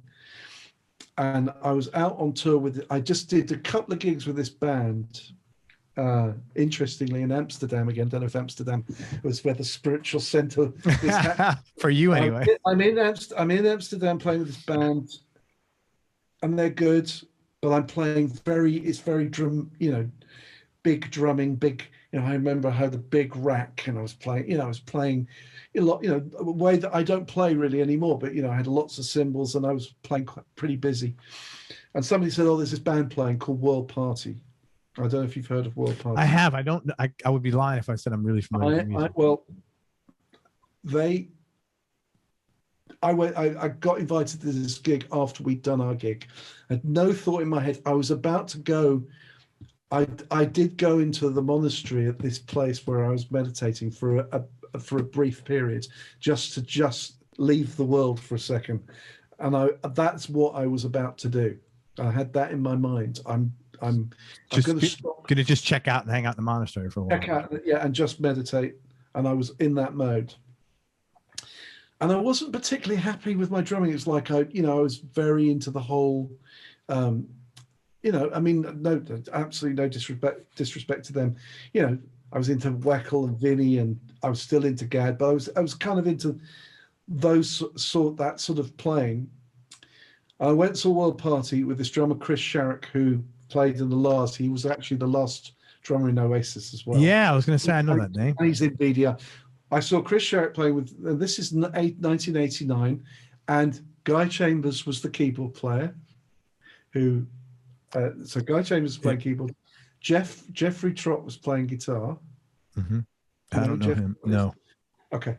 So here's Jeff Trott on guitar, Guy Chambers on keyboards, Carl Wallinger, who's the writer, who's absolutely brilliant. I went and saw this gig, and it was one of those gigs where I went, what am I doing? This is just brilliant. What is this? This music, the songs, and I just felt this feeling of, I absolutely love this. And it was like my obsessive nature took over, and it was just like the next day I got back to London, I went and bought their 2 records, which didn't blow me away as much as the gig actually did later on, but there was something about the live band, the way they played. Got absolutely obsessed with them.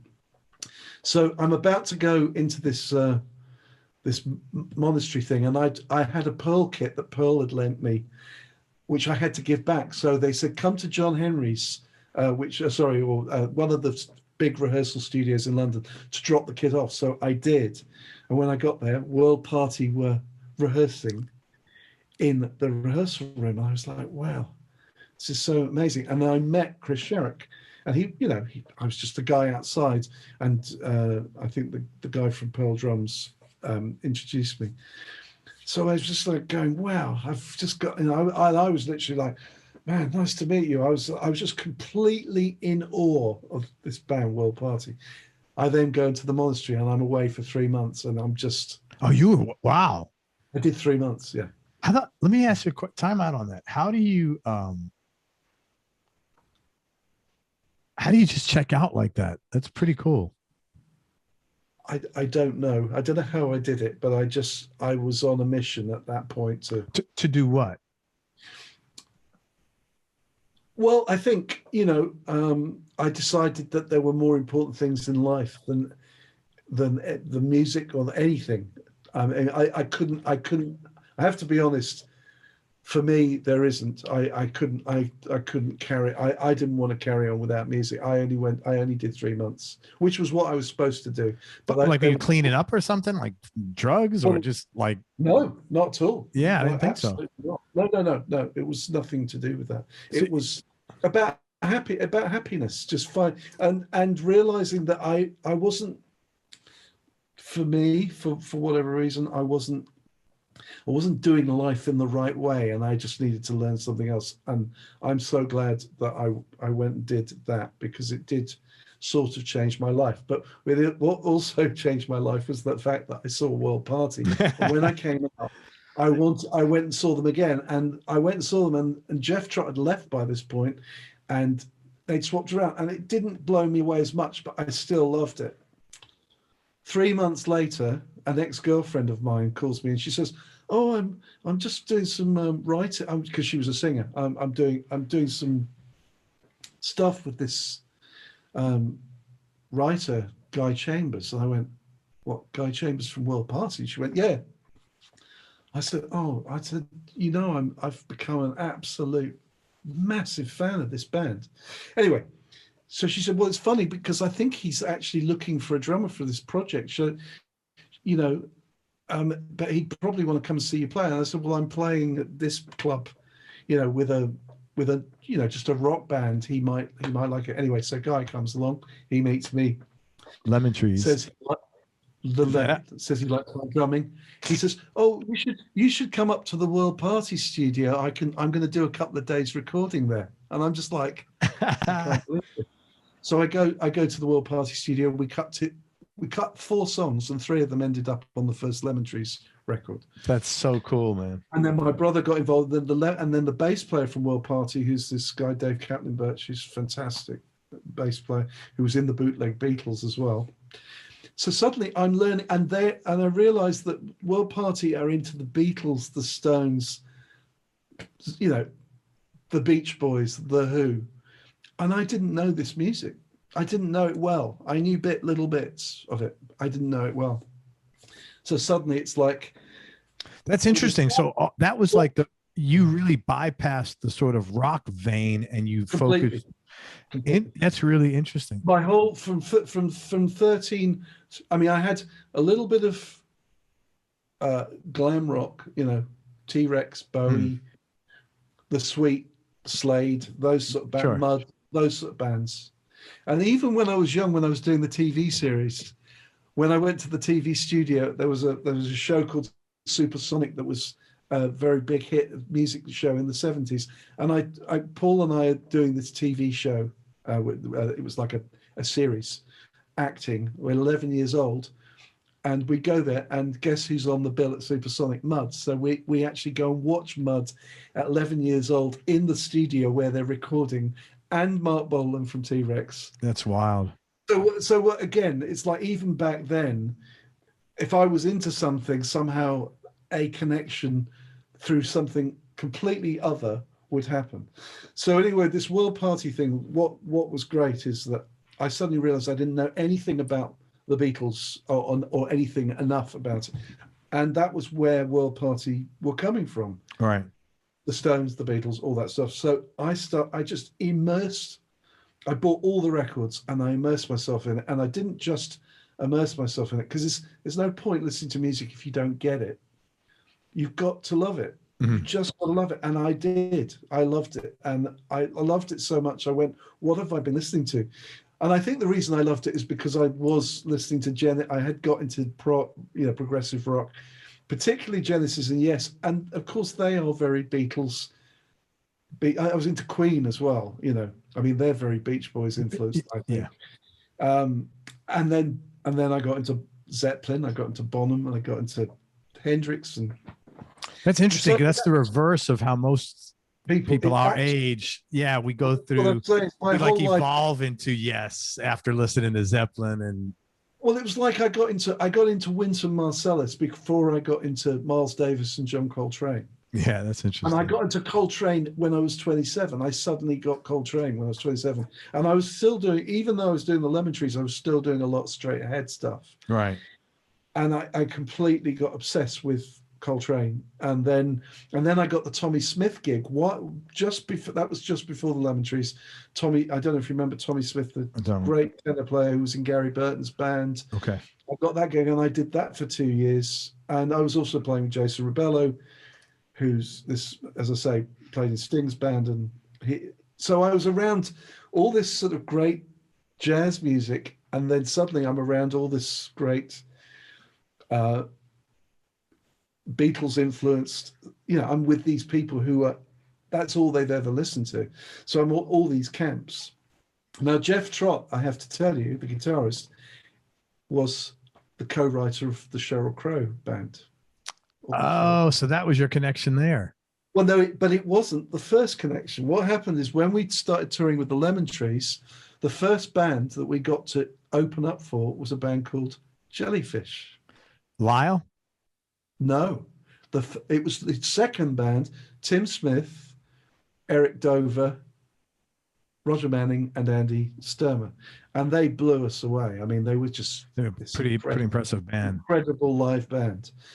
But Tim Smith and Eric and Roger particularly seemed they were very complimentary about my drumming. And because Paul and I weren't just rock musicians, like my brother, you know, has checked out Holdsworth, George Benson, John Schofield, you know, Kurt Rosenwinkel, everybody. I mean, he's checked out everybody.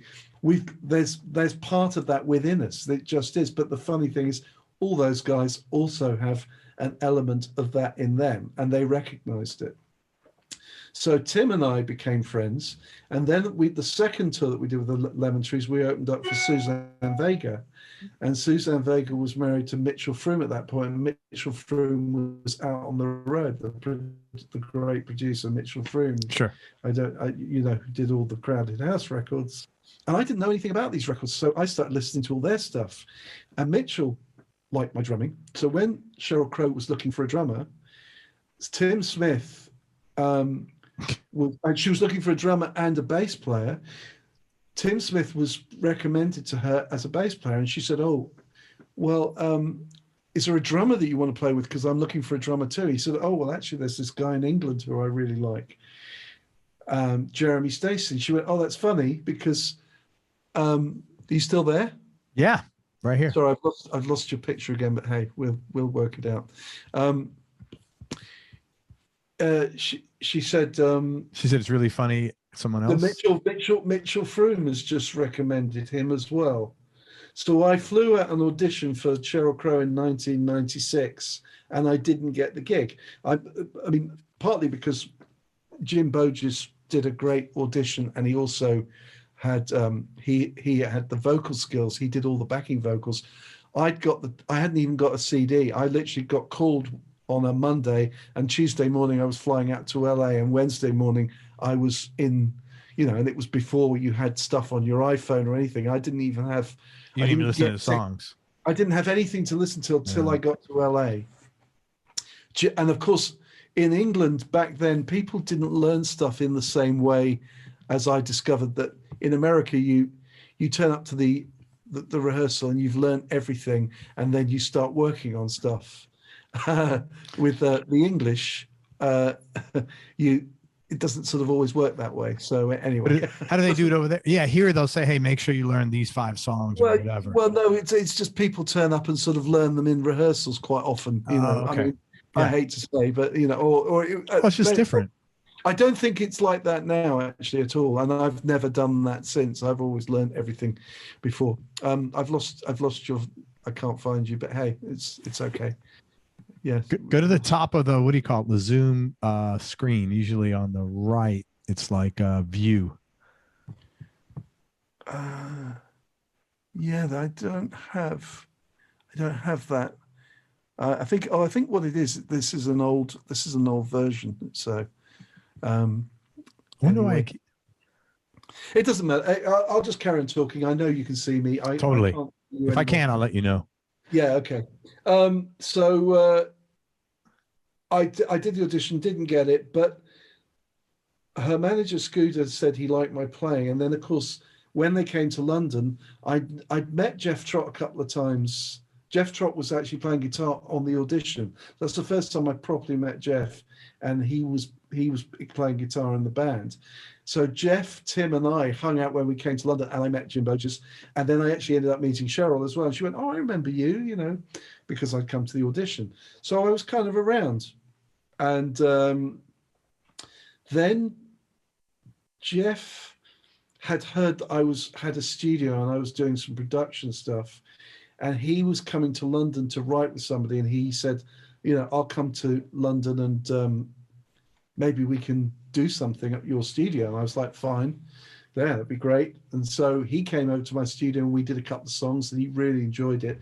And then this is in 1999, and then he told Sheryl that he'd worked with me and he enjoyed it, and she was at the point where she was beginning the 4th record, and I think she was tiring of working with the same people and she just wanted to try something different. So I suddenly got a call out the blue. This is after I'd done Echo and the Bunnymen as well, because I remember Jeff came to the Echo and the Bunnymen gig. And you were with Sheryl. You toured with her for a while. I was all together with Sheryl for about 10 years. Yeah, that's a long time, real long time. But what I was saying is, from that one gig, World Party, I changed my style of drumming, or I learnt a whole nother style of drumming. I met Guy Chambers was in the band, who I ended up with the Lemon Trees, and Jeff Trott was in the band, who I ended up him helping me get involved with Sheryl Crow. So I mean, it's just like one gig, and it's like a mind map, man. You know, well, all the branches that connect.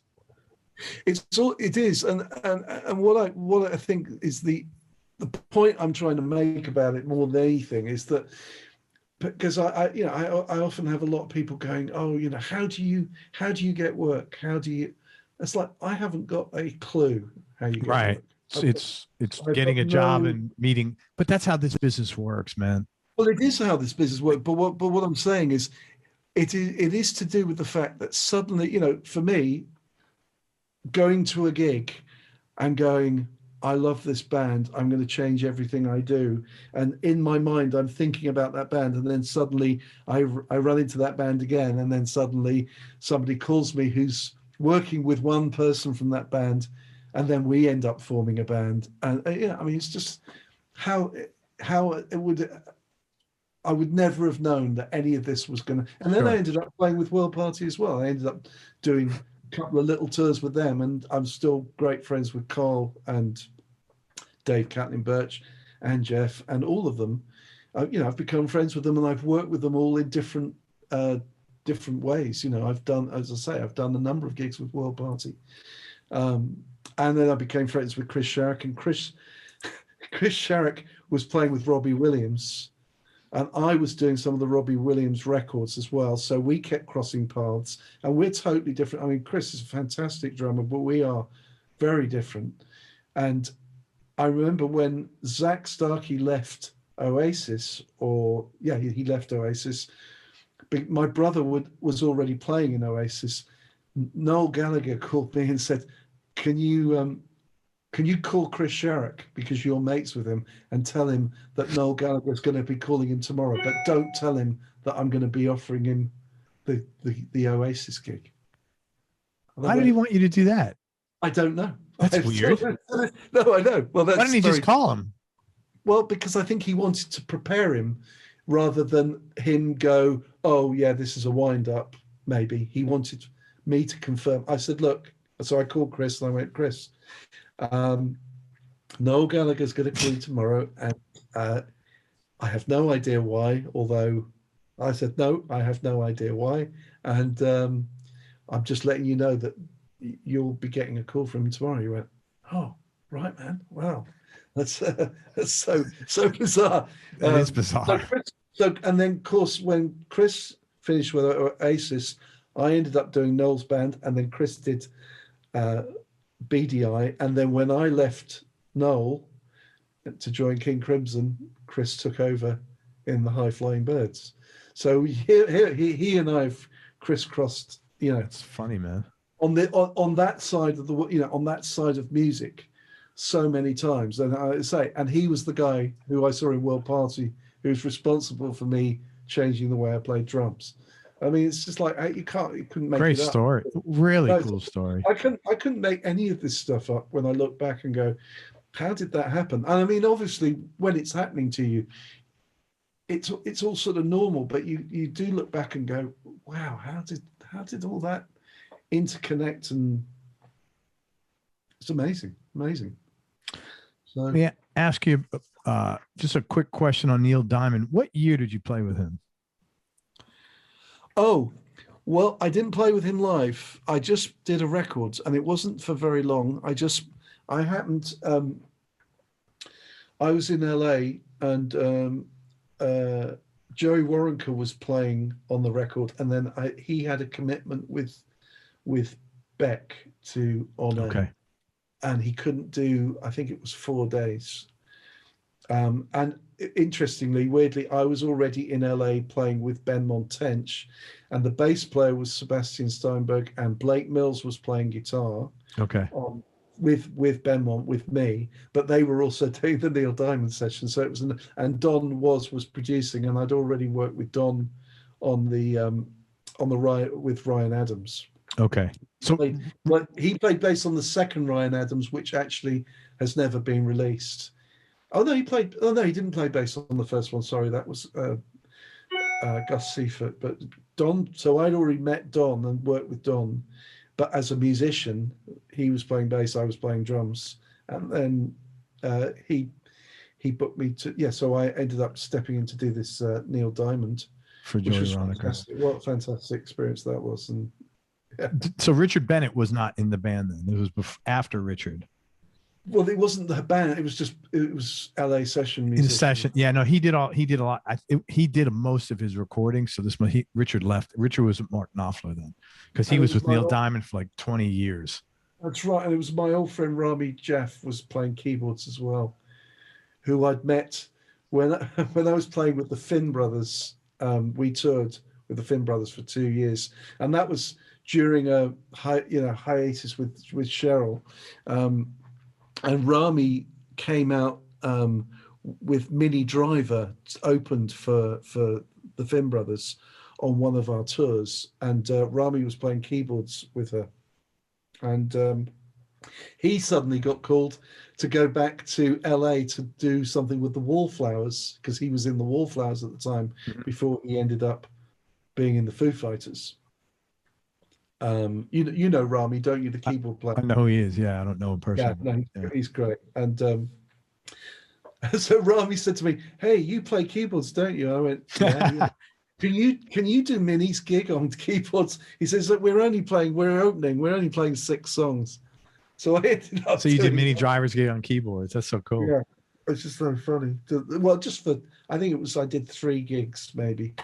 Well, he just flew back to LA, did a couple of shows, and then came back. I mean, it's crazy. That was crazy. No, I just suddenly remembered that Rami was on the Neil Diamond session, and that was so great to see him. He's such a funny guy, and great guy. Pick one that you want to talk about: Roger Daltrey or Eric Clapton.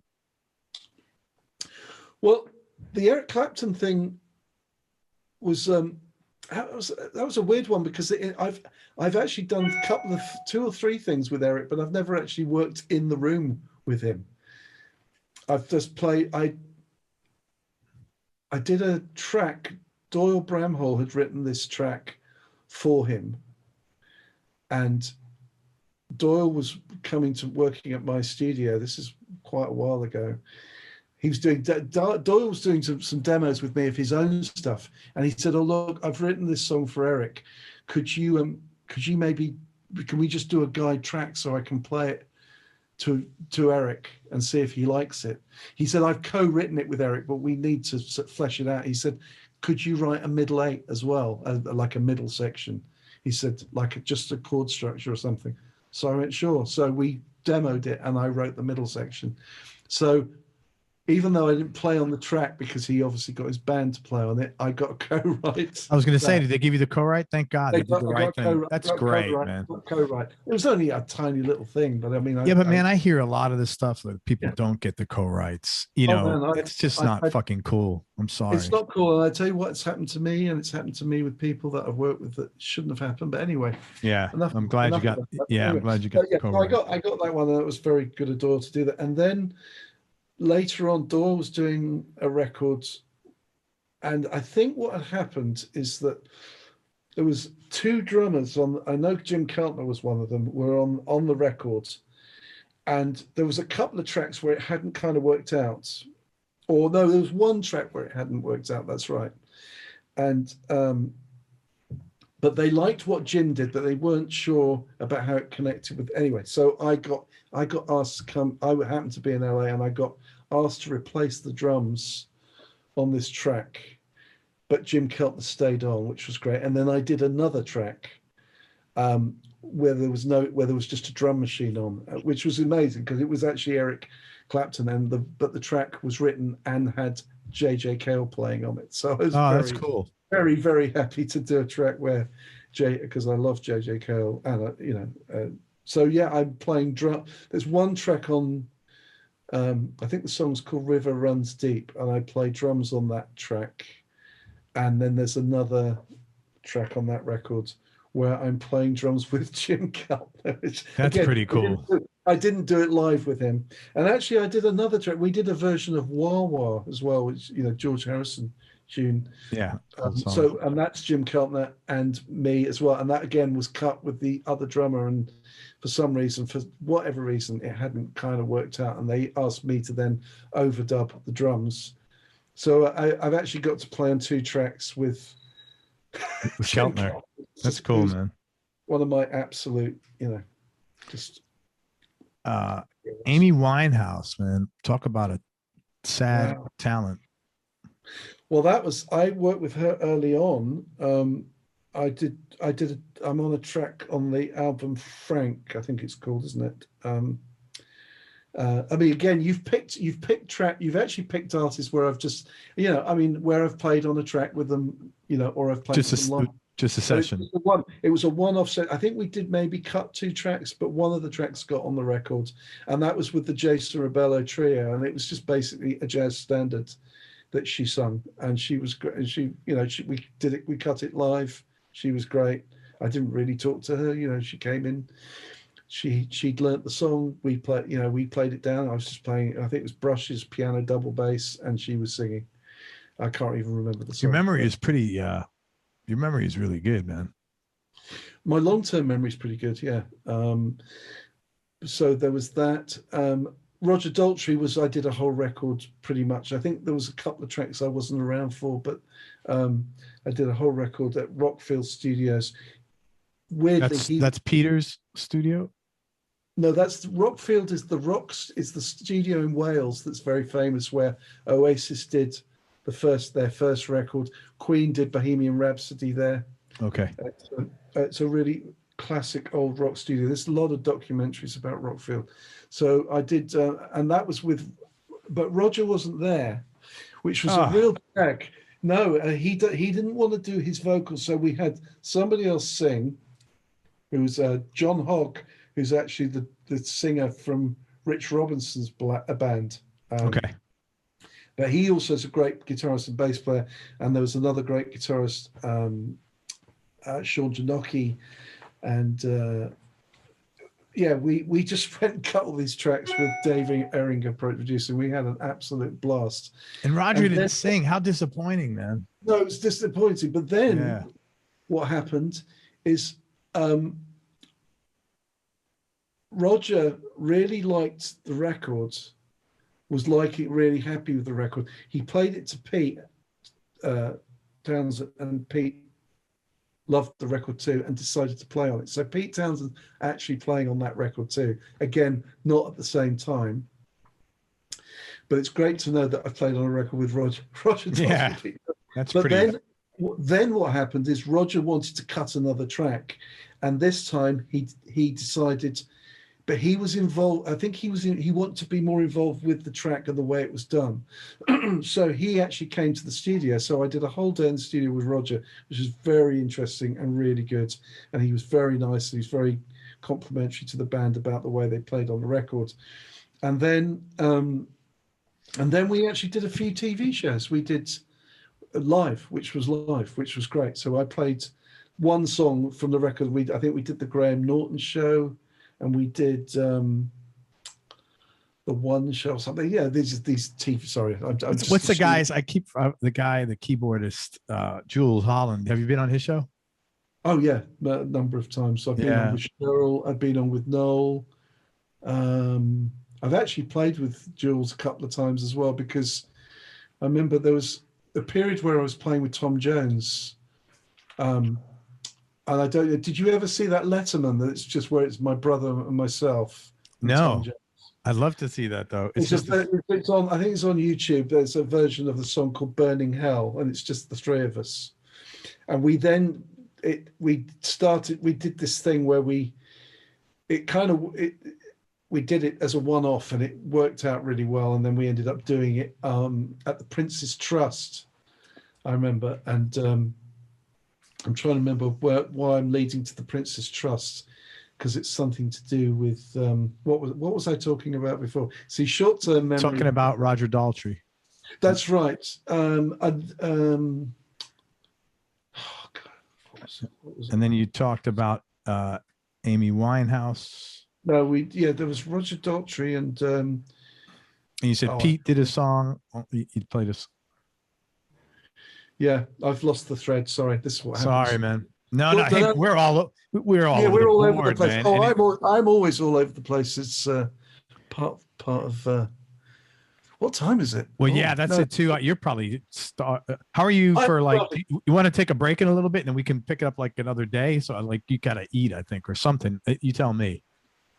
Because it's like, I mean, I can keep going for a little bit. I mean, okay, just tell me what. I mean, I can't remember what happened there, but there was something about the Tom Jones connection with Roger Daltrey, but I can't remember what it is. But anyway, it was. I mean, it's. I've had a bunch of people that have worked with Tom, and one of the things that everybody is most older guys, I say older, our age, that are most impressed with him is his work ethic at this stage is so tenacious. Like, he's brings it all the time.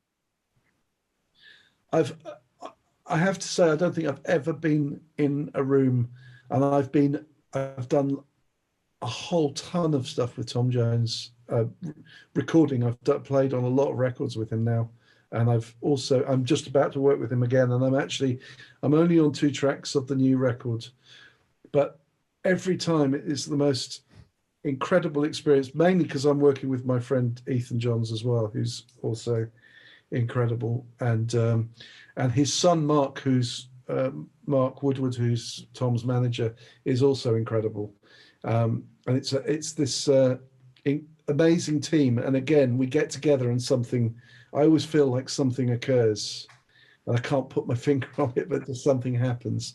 And Tom Jones is just the most phenomenal singer. Yeah.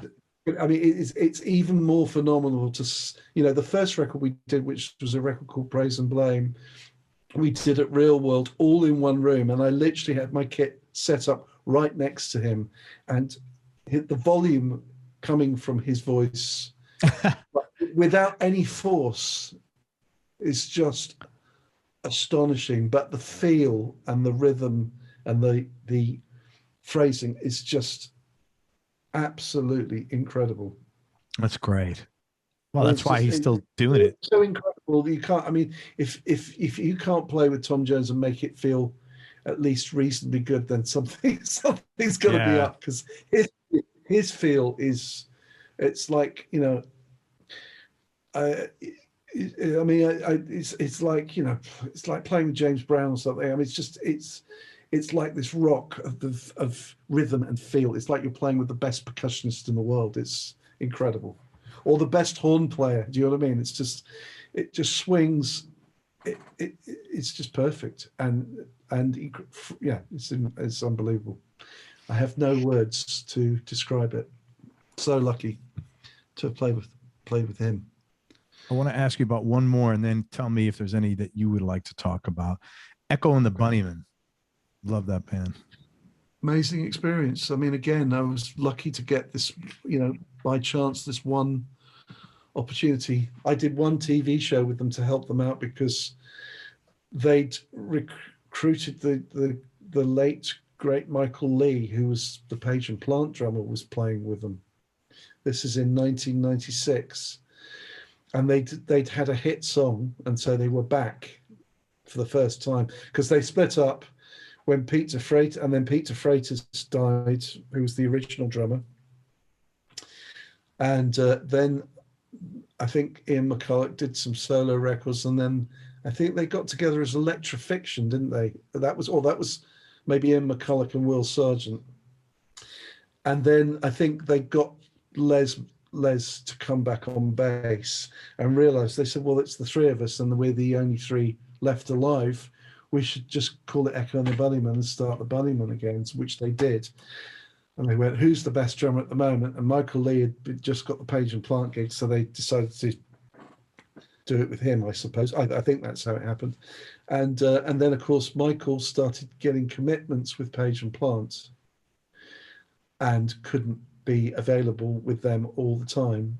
Is that so that's the royalty? I mean, like, you can't you don't tell Page and Plant, hey, listen, guys, I've got a gig with Echo and the Bunny. No. I think that sort of obviously makes some sort of sense. And so Michael couldn't do this one TV show. I did it, and it seems that they think I did a good job. And then I got asked if I wanted to do a tour. That's so cool. I did a tour, and I ended up doing it for 2 years. And wow. That was again a total lesson in a completely different style of drumming, and it was a bit confusing because obviously Michael had played on the new record, and his style is like hard hitting Bonham-ish sort of style, which is it's not the complete opposite, but Pete de Freitas was like 80s, very dead Tom's tribally sort of drumming. Yeah. And if that's a good expression, but I can't really think of it. It's just a very, it's all tom-toms and sort of punk rock, kind of a little programmy, sort of.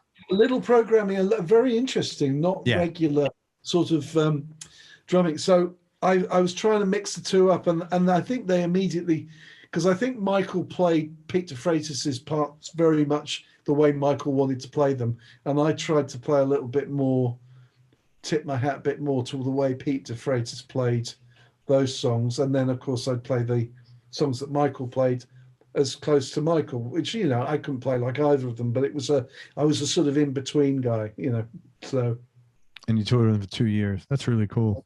Toured with them, and I did a record as well. I did a record called "What Are You Going to Do with Your Life?" Which was the last Echo Bunnymen record of the 90s. I think they may have done records since, but the band is really now Ian McCulloch and Will Sargent, and then they've had all sorts of different players as far as I'm aware. I may be wrong with that, but I think they have. The band is just those two now.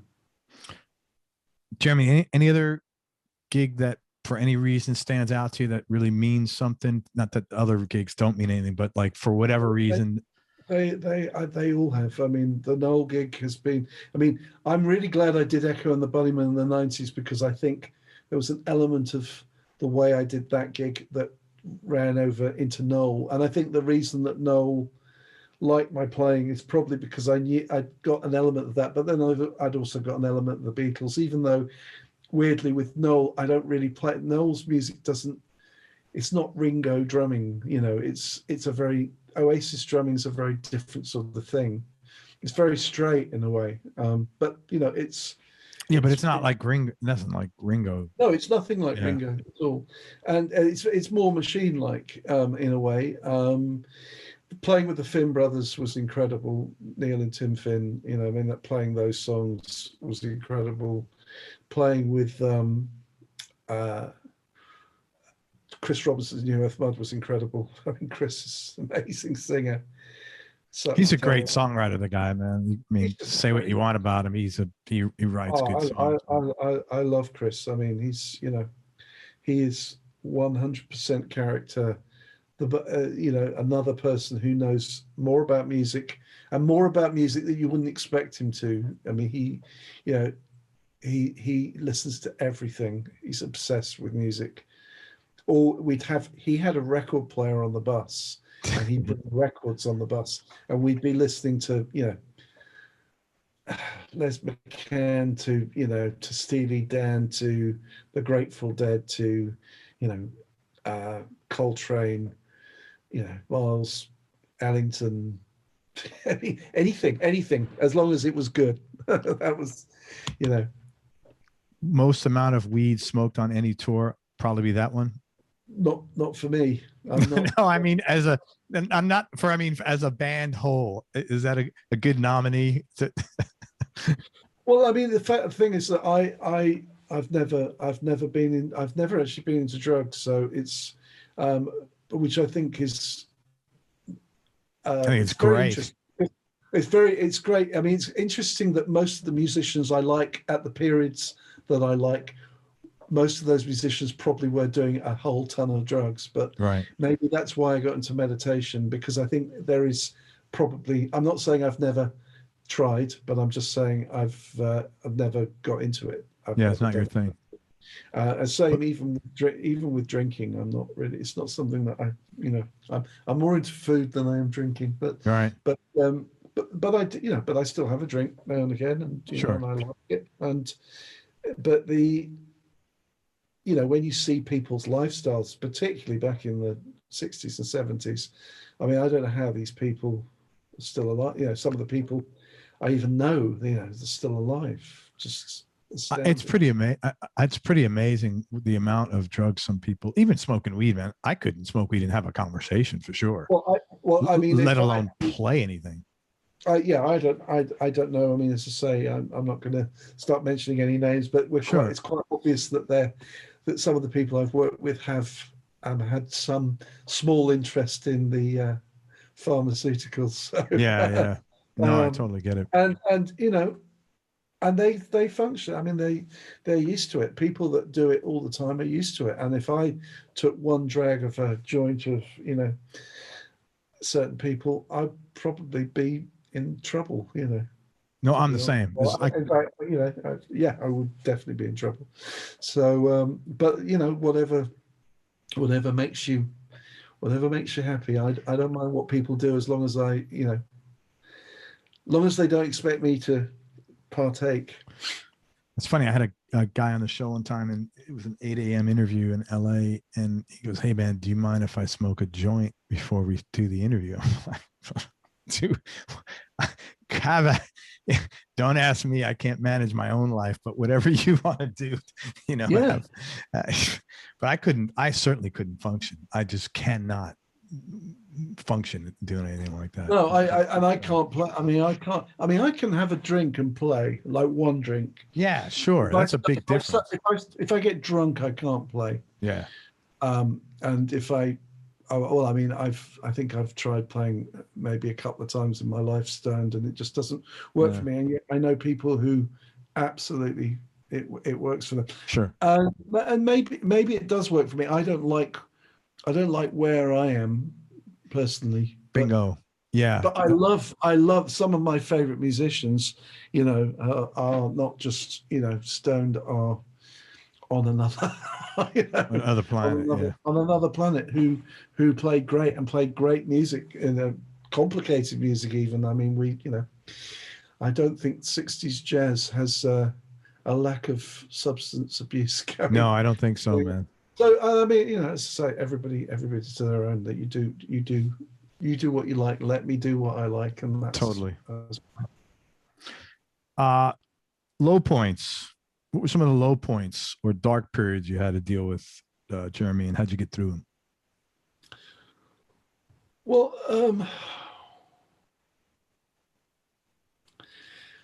I don't think as far as music, that dark points have been. I mean, if I'm not happy in a situation, then I just end up, I usually end up leaving, or getting out, or trying to fix it if I can,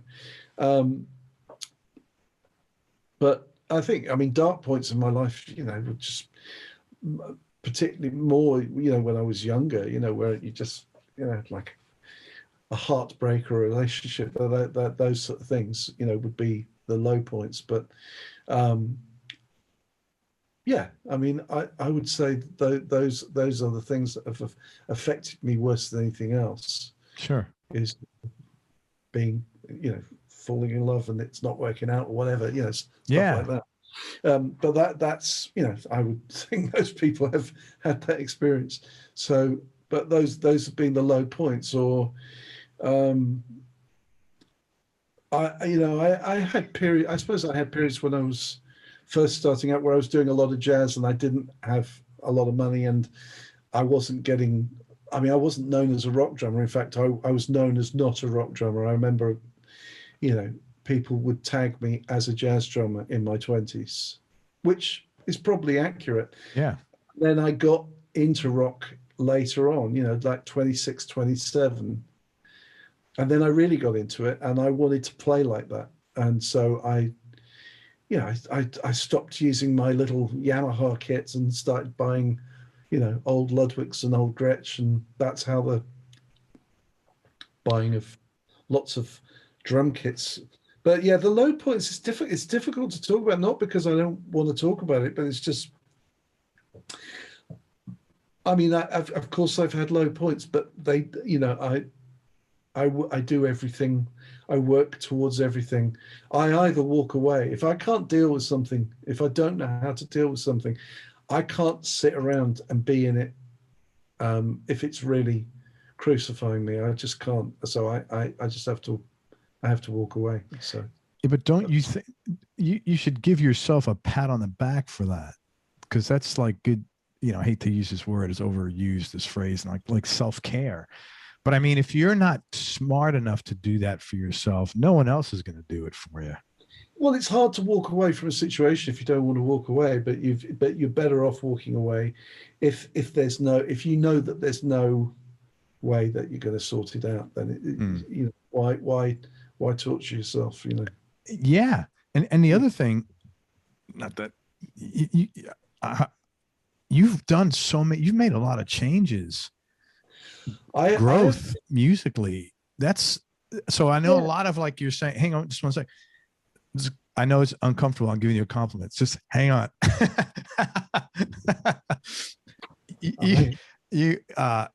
I know a lot of things have sort of like, I hit this one and I would have expected this, and then this came out.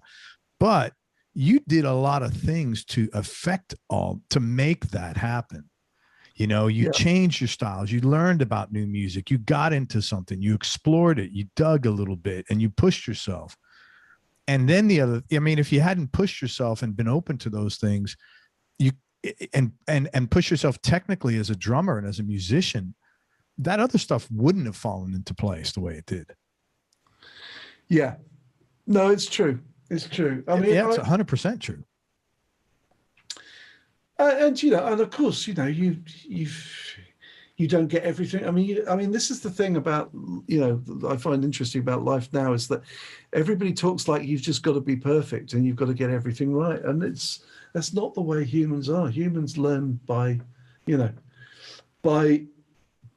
being in situations, and I'm not saying by making mistakes as such, but it is sort of by, you find out the hard way. Life, you only really find out, it's like kids, only find out stuff when, you burn your hand on the stove, you're not going to go and do it again. But if you keep being told and you've not had the experience, you might put your hand on the stove to see what it's like, Lessons are extra, man, for sure. Sorry? Lessons are extra. Lessons cost. Yeah, for sure, man. Yeah. Anyone you haven't played with yet that you'd like to play with? Let's put it out to the universe right here, man. Well, I almost got to play with that guy Beck. Yeah. The artist Beck. I auditioned and I was sort of, I know I was in the running because I just heard through the grapevine that I was, but I wasn't able to do the gig at that. It's funny, I auditioned for something that I then wasn't going to be available for, so it didn't work out anyway. But you'd have been a great fit for there, because he's got like top class guys, guys. It's great, and but I don't actually think it will ever happen, and I don't mind. But there was a period where I thought that would be good. I mean, when Jason Rubello was playing with Sting, I thought, it'd be great to play with Sting. One, because I've always liked particularly the Police, but because my friend Jason Rubello was playing, and the producer Kipper was at the time was playing, so that would have been fun. But I wasn't. You played with Andy Summers, though, didn't you? I haven't played with Andy Summers. Oh, I thought you did. Okay, I thought you did something with Andy Summers. Is it in my CV there?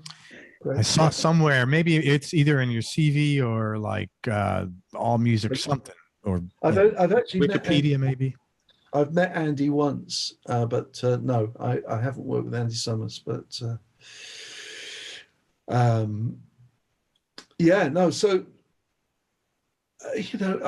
there's some jazz. There's some people in the jazz, the New York jazz scene who I'd love to work with, but I don't know if they'd love to work with me, because I don't know if I'm good enough. But or it would be a big challenge. But like who? Well, Dave, I really like that guy, Dave Binney, who he's a great saxophone player from I think actually, well, of course, he's living in LA now, but I mean, he just plays with the most astounding musicians, and it's just a different level. And whether we'll ever get, we're friends, but I don't know if we'll ever get to play. And if we stay friends, that's fine. That's good for me. I mean, I never thought I'd play with Wayne Krantz, but I did. So there you go. And that was. I had him on here. He's a very lovely guy. Yeah, no, yeah. He's amazing. Just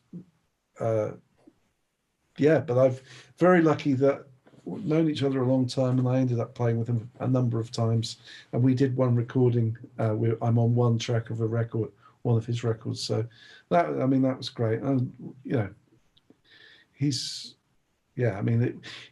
somebody I'd need to play with a lot to get insight, to really get it, because he's very demanding. He's got a very specific thing that he wants.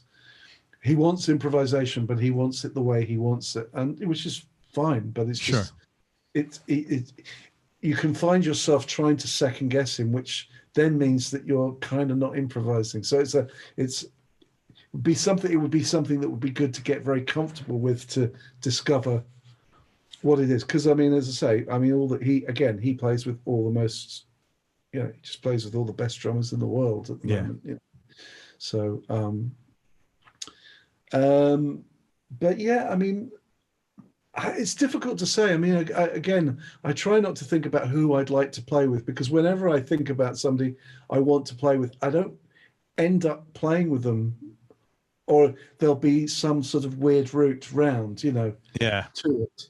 So, I mean, it's like I never expected to play with Tal Wilkenfeld, because I just never expected to, but it just happened by chance, because she happened to be at a Benmont Tench, had a listening party of his record, and she was invited, and I met her, and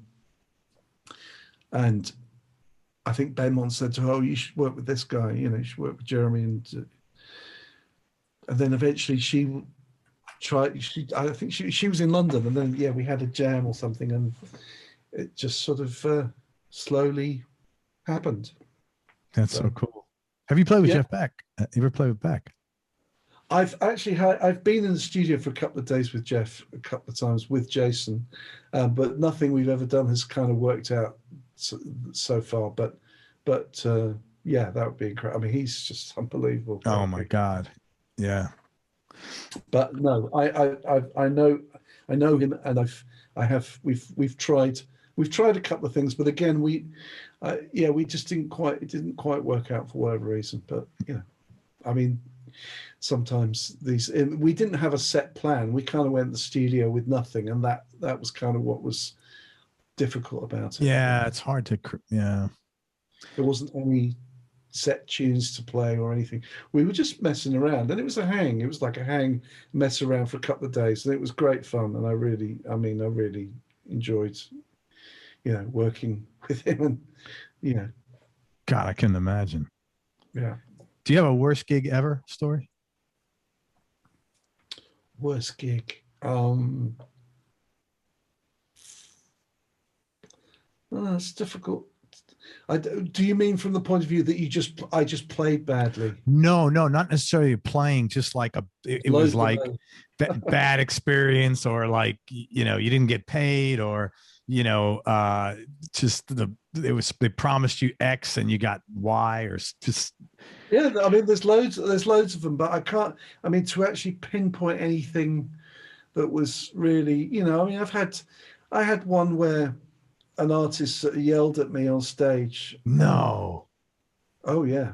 Holy shit, that is so fucking. Well, yeah, but this particular artist. I mean, again, I don't know if I want to say, because he is famous, but he actually sort of he did, and I would normally respond with with equal force, but I decided not to, and he sort of apologized to me as well. So sort of, but again, I just realized that particular artist has, Wow, that's awful, man.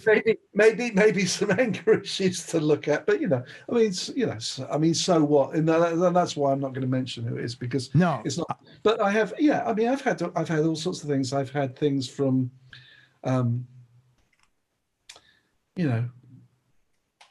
So yeah, I remember I did a long gig with somebody, and they didn't introduce the band, and we played for a long time, and then he introduced somebody that sat in and made a big deal about them, but didn't introduce us for the whole night. I got so mad, I smashed my drum kit up. I had a Keith Moon moment, Yeah. Which that's the first time I've heard that somebody actually yelled. That's really fucking rude. I've heard off, in the studio, people act like dicks, but not on stage. I've never heard that. Yeah. Wow, that's terrible. But in a sense, I mean, I understand that, when you're playing music, what happened is I misheard something that he said, because it was one of these gigs where things can change on the fly, and he said something and I misheard it, and it was. The problem is when you're playing loud music and somebody shouts something at you, if you don't hear exactly what they're saying, then it can be quite. You can easily do the wrong thing, which is what I did. I did the wrong thing, but it's because I thought that's what he told me to do. Yeah. He basically told me to. He said toms, and I thought he had said stop. So I stopped, and he went, anyway. God, that's ridiculous, man. That's a child. I mean, I sort of, it was kind of uncool to have shouted at me, but I sort of understand, because it did kind of ruin it that I stopped, but that's what I thought he said. So hacks, how many clams people do on stage all the time, and most guys just like smile and laugh at it. Yeah. I mean, but there's been all sorts of things. I mean, there's just been, I mean, if I tried to think about it, I mean, I've been fired from a session once, because that was an odd one. I misunderstood what type of session it was, and it was actually a sort of, it was like a film date, but I thought it was like a band date. So I thought it was like a turn up at 10 o'clock, and it was a downbeat at 10 o'clock. Oh. So I turned up at 5 to 10 with a drum kit to bring in and set up and mic, which meant the downbeat was definitely, I mean, this is 25 years ago, but still, I mean, it was awful. It was an awful feeling. And then because I felt bad and the vibe was not good, I was booked for 2 days, and they fired me on the end of the first day. They unbooked so we're getting somebody else at work. And it was, some heavyweight session musicians on it. It was a bit embarrassing, but hey, it hasn't affected you. Tell me, but, I mean, it's still, as I say, I literally, I mean, it wasn't me actually being late. It was a genuine misunderstanding. I completely misunderstood what type of session it was. Sure.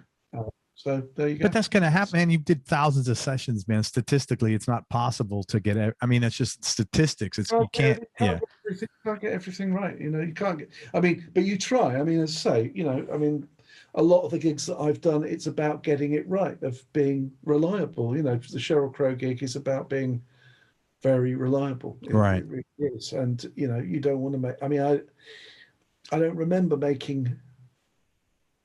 I mean, I could pretty much say that I would do a whole tour and not make a mistake during the whole tour, not because I had it in my head, but it was just so not about making mistakes. It was about doing it right, and I mean, maybe it's a handful over a 10-year period that I made.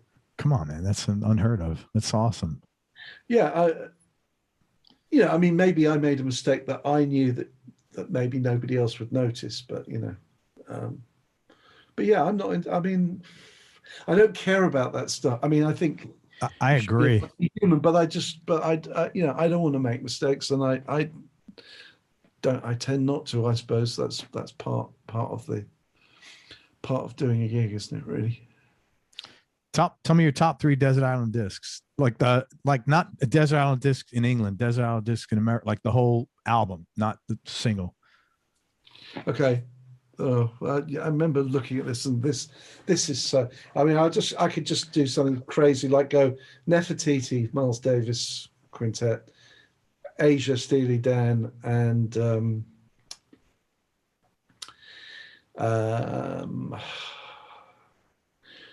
Duraflay's Requiem. There you go. What is that one? Well, that's Duraflay was a student of Foray, and it's just very, very like classical. What is that? Classical, yeah. It's like classical choral music. Okay. I'm quite into classical music. I like Stravinsky, and I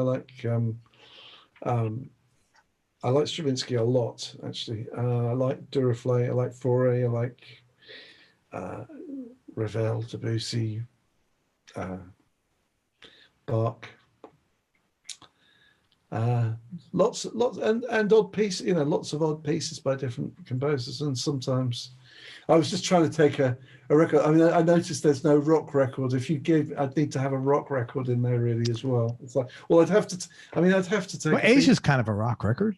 Well, it is, yeah, but I'd have to take a Beatles record as well. So maybe I'd have to lose the classical record and just go, okay, let's take Magical Mystery Tour, perhaps. It's only because there's it's an interesting batch of songs on that one, but but then I'd want to take Revolver, and I'd want to take Pepper, and Abbey Road, and I reckon for me, listening to music is it's just that it would be it would be. I remember that. It was a funny thing in the 90s. I remember talking to a record producer and going, I just bought one of those, you could have the CD player in the car where you had 10 CDs. Oh yeah, the case, the magazines. And that was the thing. Yeah, and you'd pick, play one CD, or you could move around with tracks. But I mean, I just loved that. I just thought that was the best thing. And then I was like, what? Why doesn't somebody invent something where you've got like 100 CDs in there, And then, of course, suddenly the iPod came out, and then it was like the traveling jukebox, and it changed. I mean, it's just fantastic. I mean, we're so spoiled now with it that. Oh my God! Even when the what do you call it came out, the Walkman came out. I remember sitting on the subway, just like in heaven, like, oh my God, I get to listen to a whole CD. Yeah, with good speakers, and it was pretty cool. Oh, I mean, it was, I even remember when, I remember going around to somebody's house and they had Toto 4, and they're on CD, and I'd only ever had records and cassettes, and suddenly it's like, the whole thing of the CD and actually being able to just jump through and no scratches, and I was just like, wow, this is amazing. And I mean, and now you just go, it's amazing. I don't know if the quality is as good, but it's still amazing. I love the fact that on my phone, and I always get a phone with the biggest memory, so that I can just load it up with music, so that I have music on my phone. I got to tell you, I've never sat and listened to something through my phone and said, the quality here isn't really good. I mean, I'm sure it's somebody can notice lossless versus. I can't. I'm really happy to just have music listening through a good pair of headphones. I mean, I do put stuff in at a reasonable quality, like MP4, or it's not called MP4 anymore. No, it's like FLAC. Yeah, but yeah, I mean, it's incredible. I mean, it's just incredible being able to.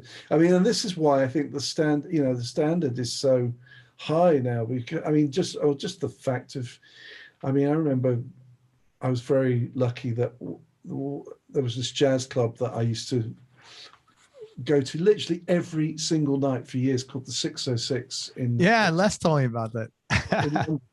And I mean, I don't go there now, but I mean, there was a time where I literally for 20 years went there every night that I was free, I'd go there. Wow. And it'd be just all the London musicians would go there, mainly to start back in the old days, jazz guys, but then it became, you know, R&B, soul, everything, you know, all types of music were played there more, and less jazz is now played there, which, you know, which is a shame in one ways, but it's fine because there's just always, every time you go down, there'd be people that you knew and you could sit in. And I was very lucky that, you know, people like Gary Husband would be down there, and bass player called Lawrence Cottle, and just, I mean, that's just two people. This is thousands of people, drummers, friends of mine, yeah, and great drummers. You know, well, Gary Husband for one, but he was also playing piano as well. And it would just be this incredible hang and listening to music, listening to guys play, watching all sorts of different drummers play, and you just, you know, you learn so much from seeing people playing every night. And we'd stay there till, I mean, we used to be able to stay there till late. You can't, but not anymore. But we'd stay there till 4 or 5 in the morning, just hanging out, Wow. jamming. That's so cool. Sitting in, jamming, all just endless, you know. And yeah, just such an amazing thing. And then of course there'd be the other clubs like Ronnie Scott's and all those as well. And I mean, I was so lucky because I used to play a lot of Ronnie Scott's in the 90s when I was playing more jazz. You know, and I'd get a week in the support, I'd be in the opening band, and we'd be opening for Elvin Jones. You know, so wow. I'd have a week of seeing Elvin Jones, but be, you know, moving my kit out the way so that his kit was there.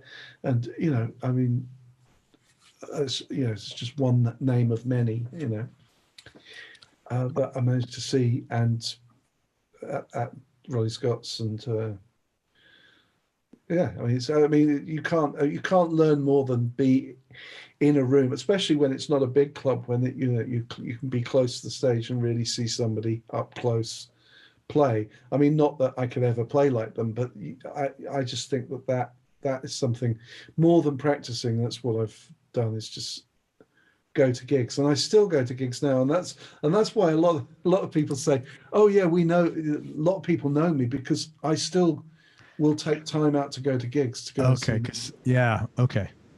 So flying to New York and going, right, I'm just going to be here for 2 weeks, and I'm just going to go and see, you know, I mean, friends, but just also just go and see as many gigs. You can go and see 3 or 4 amazing gigs every night in New York. Yeah. Or you could, before the pandemic, you could. And it was, you know, it's just incredible. I mean, from seeing, you know, Keith Cart playing with Wayne, or going to Smalls and seeing Ari Honig, and, you know, Dan Weiss would be playing with Dave Binney. So that's where I got to meet Dave Binney, and I saw Dave play many times with Dan Weiss, who's just the most incredible drummer, and also a band Kneebody, Nate Wood, and Tim LaFave, and I mean, just all these guys, and then hang out with them, and, you know, go and have food, and I mean, it's just amazing, being so lucky. Hey, I'm going to ask you 3 more questions. I cannot thank you enough. I know it's like 9:20 there, man. Yeah. So I'm sorry. I hope I'm not too croaky. No, man. You are wonderful. Sip of water, actually. Jeremy, you're freaking awesome, man. Are you kidding me? Thank you so much. You're a lovely guy, and honestly, man, I could talk to you for 3 hours. I can talk forever. No, I mean, I really appreciate it. Tough question. What do you like most about yourself?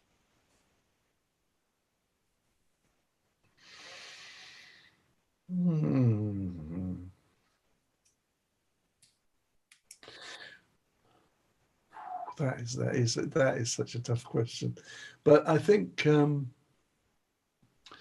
well, what I like about myself now is, I think more I am actually being myself. So I just try and be, you know, like somebody asked me a question the other day, and they said, you know, but being on tour, it's about, you know, you're obviously somebody who's really nice and easy to get on with. And I wouldn't say that, actually. I don't think I don't think that's actually true. That's not why I get the gig. I don't play ball. I don't play ball. I'm not trying to get on with somebody so I can keep the gig. Yeah. But I just try and be honest, true to myself. I mean, because it's not easy. Diplomacy means that you sometimes don't really say what you mean, and I try to say what I mean, and maybe that upsets people or not, but I just rather try and tell the truth Well, all man, the time. And as I say, it's not easy in life to be like that, but I really try to do that. So that's what I like about myself, is my attempt to be truthful and honest. I love that. I love people like that. I don't care if it's. I'm not saying I succeed. I'm just saying it's my attempt to be truthful and not be scared of something that's uncomfortable. That's true. Yeah. What would your partner say she likes most about you? That's a very good question. What would she say? I don't know if she'd say. Oh, come on. But we've been together for a long time. I know. That's why I'm asking you. I know that. You told me. I make her laugh. That's great. I cook terrible food for her. That's not what she likes most about you. I cook food that I like that she doesn't like. She's much healthier than I am.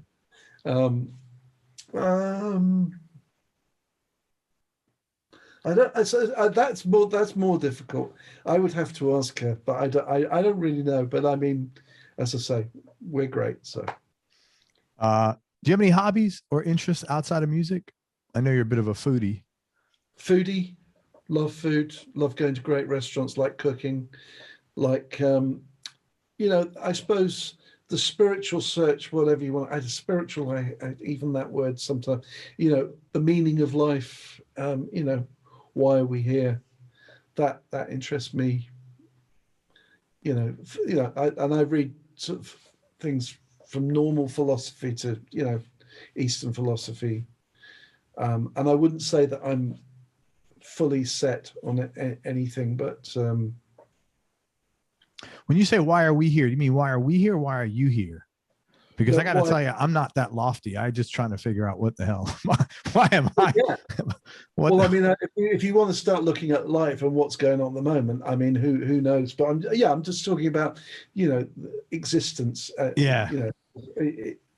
Why I'm fascinated by what this whole thing is. What is it? What is going on? What is life? What's the meaning?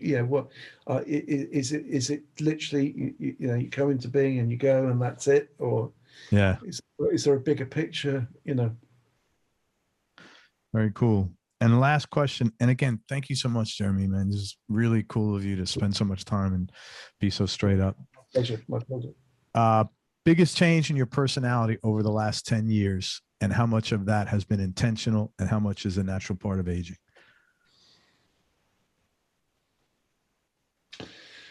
I suppose I'm trying to be a little bit healthier and look after myself. And what I mean is I've never been great with food. I've always eaten what I wanted, and I'm a little less heavy than I have been. Good.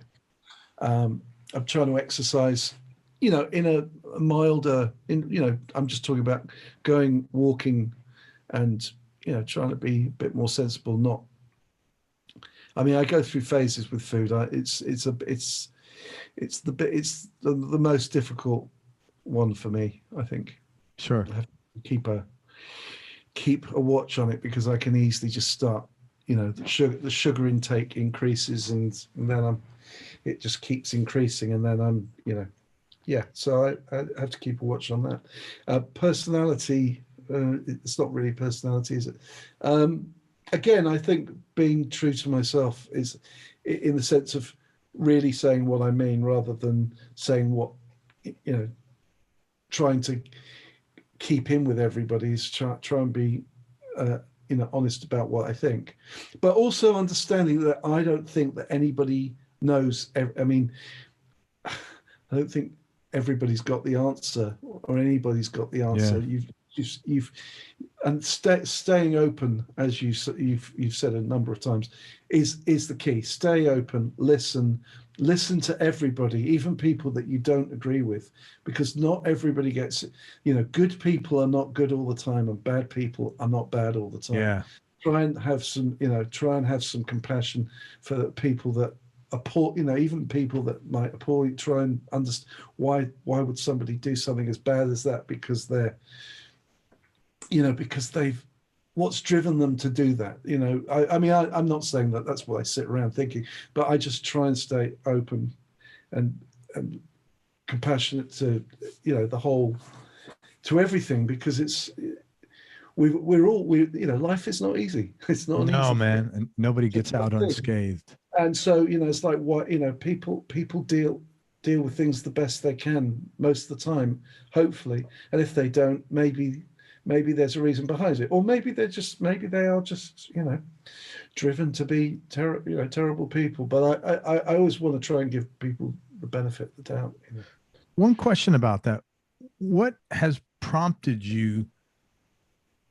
And it could just be age. If that's the answer, that's fine. What has motivated you to get more honest with your feelings, or just speak your truth more? What was the driving factor behind that? I mean, I think people want to get. I mean, I think it's been going on for quite a long time, but I do think that it's that tendency of wanting everybody to. It's liking things to be comfortable all the time. So rather than go, well, actually, I don't think that, I don't really like that, and knowing that you might be the only person that might not think it, and that's hard, because then you're putting yourself outside a group of people. I'm using. I mean, there's a bit more extreme. It's just that thing of. When somebody says, "Oh, do you like something?" You don't really like them. You go, "Oh, yeah, no, I really like that." And I just hate that if I find myself doing that. Yeah. I'd just rather go, "No, it's not for me. I don't like it." Well, good. I don't like that. And I mean, maybe some people find that really, really easy to do. But I mean, generally I do. But it's just trying to smooth it out, and it's aware. I mean, it's back to awareness. I mean, that's the thing with all the Eastern philosophies is you just try and be aware and not react like with an automatic response to everything. It's really, really take each thing, each moment. You ever heard of a guy called Anthony DeMello? I have. He interesting. I'm not a religious person at all. I'm kind of like you, trying to search spirituality and figure out what, how my relationship with this all is. But he was a Franciscan priest, and he from an Indian guy, and he actually passed away in the 80s. But he did a series of tapes, a series of lectures all over, and they recorded his last one before he died. That was the only one. And I just recently listened to it, and his whole thing was awareness. And I think this lack of awareness is like one of the most troubling problems that in any sense. And I think this is a big problem with it, because like people aren't even aware. You're driving through a mall, and people they're not even aware they're walking right out in front of you, man. No, exactly. It's a lack of awareness. It's not. I think life is better for you, for yourself, if you're more aware. And that's the thing that happens with being unhappy, is that you're not aware that you're doing it. You're actually. You're making yourself unhappy. You're the one doing it. You can stop doing it. Most of us. I'm not saying. I'm sure there's some chemical, part of it. That, that you hear of people that have chemical imbalance and stuff. But I think a lot of people's unhappiness is something that they they are probably doing. And you know, and I was definitely doing it. So, and I feel like I've proved to myself that it's possible to turn around. So That's great, man. if I'm feeling unhappy, I only have one person to blame. Dude, I'm with you. Happy. That's my closing thing. I'll say here in a minute, man. Happiness is a choice. No, and I feel. It's even this last year. It's been. I just went. This is what it is. This is the way it's going to be. I don't have a choice over this. I'm going to make the best of it, and I've had a pretty good time. Pretty good time not working, and I've managed to do some work, but I've actually had a reasonably good time, and life has been good. So, awesome. And I'm very lucky. I'm not saying. There's people who are in a completely different situation, and maybe they have no control over, just the lack of money and nowhere to live, or whatever it might be, which I can't imagine. But what I'm saying is that, for whatever reason, I've just tried to go with it and not fight what's happened, even though, of course, sometimes you go, it'd be nice to just go out and see people and all the rest of it. But yeah, it's been nice having a break from all that. I've been flying around the world for 25 years, pretty much non-stop. And it was interesting. I said about that thing about flying the fear. I'm not saying I've got over it, but what I'm saying is I learned how to deal with it. I think you can learn to, whatever problems come up, you can usually find a way to ease them. So I agree with you. Well, I'm glad you're happy. You deserve it. I'm happy that you spent so much time with me. I really appreciate. You're a lovely guy, man. And we'll eat some. We'll eat some great sushi when you come to town, or whatever the hell you want to eat, man. You just I don't know why. I don't know why I said sushi. I was thinking Tampa. Maybe that's not the. Maybe. Oh, whatever, man. You just tell me. I'll have it lined up. You can tell me. No, I look forward to it. And I may be coming over sort of late July if that would be awesome. That would be work out the way they're supposed to. That would be very cool. Take you around here and we'll have a good time. Let me tell people where to find you. First of all, it's Jeremy Stacey. He is, it's a real honor and a privilege to have not only just a cool guy like him, but somebody of his caliber of professionalism and quality of musicianship. If you're not familiar with his music, just check him out online. And also, you can find him on Instagram. It's Jezza Stace, JEZZA STACE, as in Jeremy Stacey. Also, if you are looking to work with Jeremy and you want him to do some tracks on your record, and I had to beat him over the head to even let him get me to say this. He's not chasing down business, I assure you. But he's an awesome guy and he's a super professional. And if you need to work with someone that's competent and has your shit handled, he's the guy. Reach out to him either on Instagram or on Facebook at Jeremy Stacey. Send him some links, what you're interested in doing, why you think he's going to be a fit, whatever. Just give him enough information that he can answer your question intelligently and don't make him work to figure out what the hell it is you want.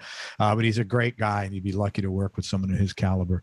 And go and draw some cash out from the and cash out him. Get to the ATM and get some. Man, thank you so much for everything. I really appreciate it, man. Hang on one second.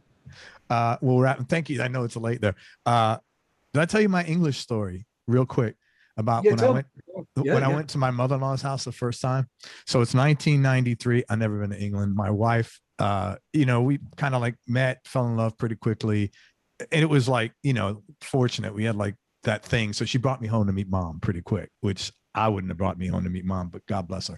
So we go to England, and 1993, she puts out, and all the families there, and they're looking at me like I'm the new puppy, the accent, because this is Dunstable. There's not a lot of Americans walking around there, right? She puts out salmon salad, a salad with a can of salmon in it. And she puts it on the table, and I take it and I start eating it, and I'm getting a weird vibe. And everybody's looking at me. So I look at my wife and I said, oh my God. And I said, what did I do? She goes, that's everybody's food, not yours. Because I'm used to, I'm here in the States, you get a meal, it's whoosh, right. And I was like, oh, that was their first impression of me. So somehow we managed to work it out 28 years later. Why do you think I love being in America? Portion. No, actually, they're not anymore. No, they're not. Yeah, they've sussed it out, and everything. It's a different kind of cuisine now, and everything is. Quality is a little more important now as opposed to quantity. I think people have sort of gotten that, but I'll never forget. They still remind me of that. But anyway, that's my British story. Let me wrap this up. Thank you for everything, man. I really appreciate it. I cannot wait to hang with you in person. You're an awesome, lovely guy. And thank you for being so open and kind. And I'm so happy for you for all the success you've had. You deserve every bit of it, man. Everybody, thank you so much for listening. If you enjoyed this, please. Thanks, everyone. Whoever listens, it'll be tons. Thank you everybody for listening. If you enjoyed this, please share it on your social media channels. We appreciate your support. Thanks very much, Jeremy Stacey. Again, online, Jezza Stace on Instagram, Jezza Stace. Reach out to him if you want him to work on some tracks for you. Be kind, be nice, and also Facebook at Jeremy Stacey, SDACEY. And most important, especially nowadays, man, remember that happiness is a choice, so choose wisely. Be nice, go play your guitar or your drums, and have fun. Till next time, peace and love, everybody. I am out. Thank you so much, Jeremy. Thank you. Cheers, Craig. Cheers, brother.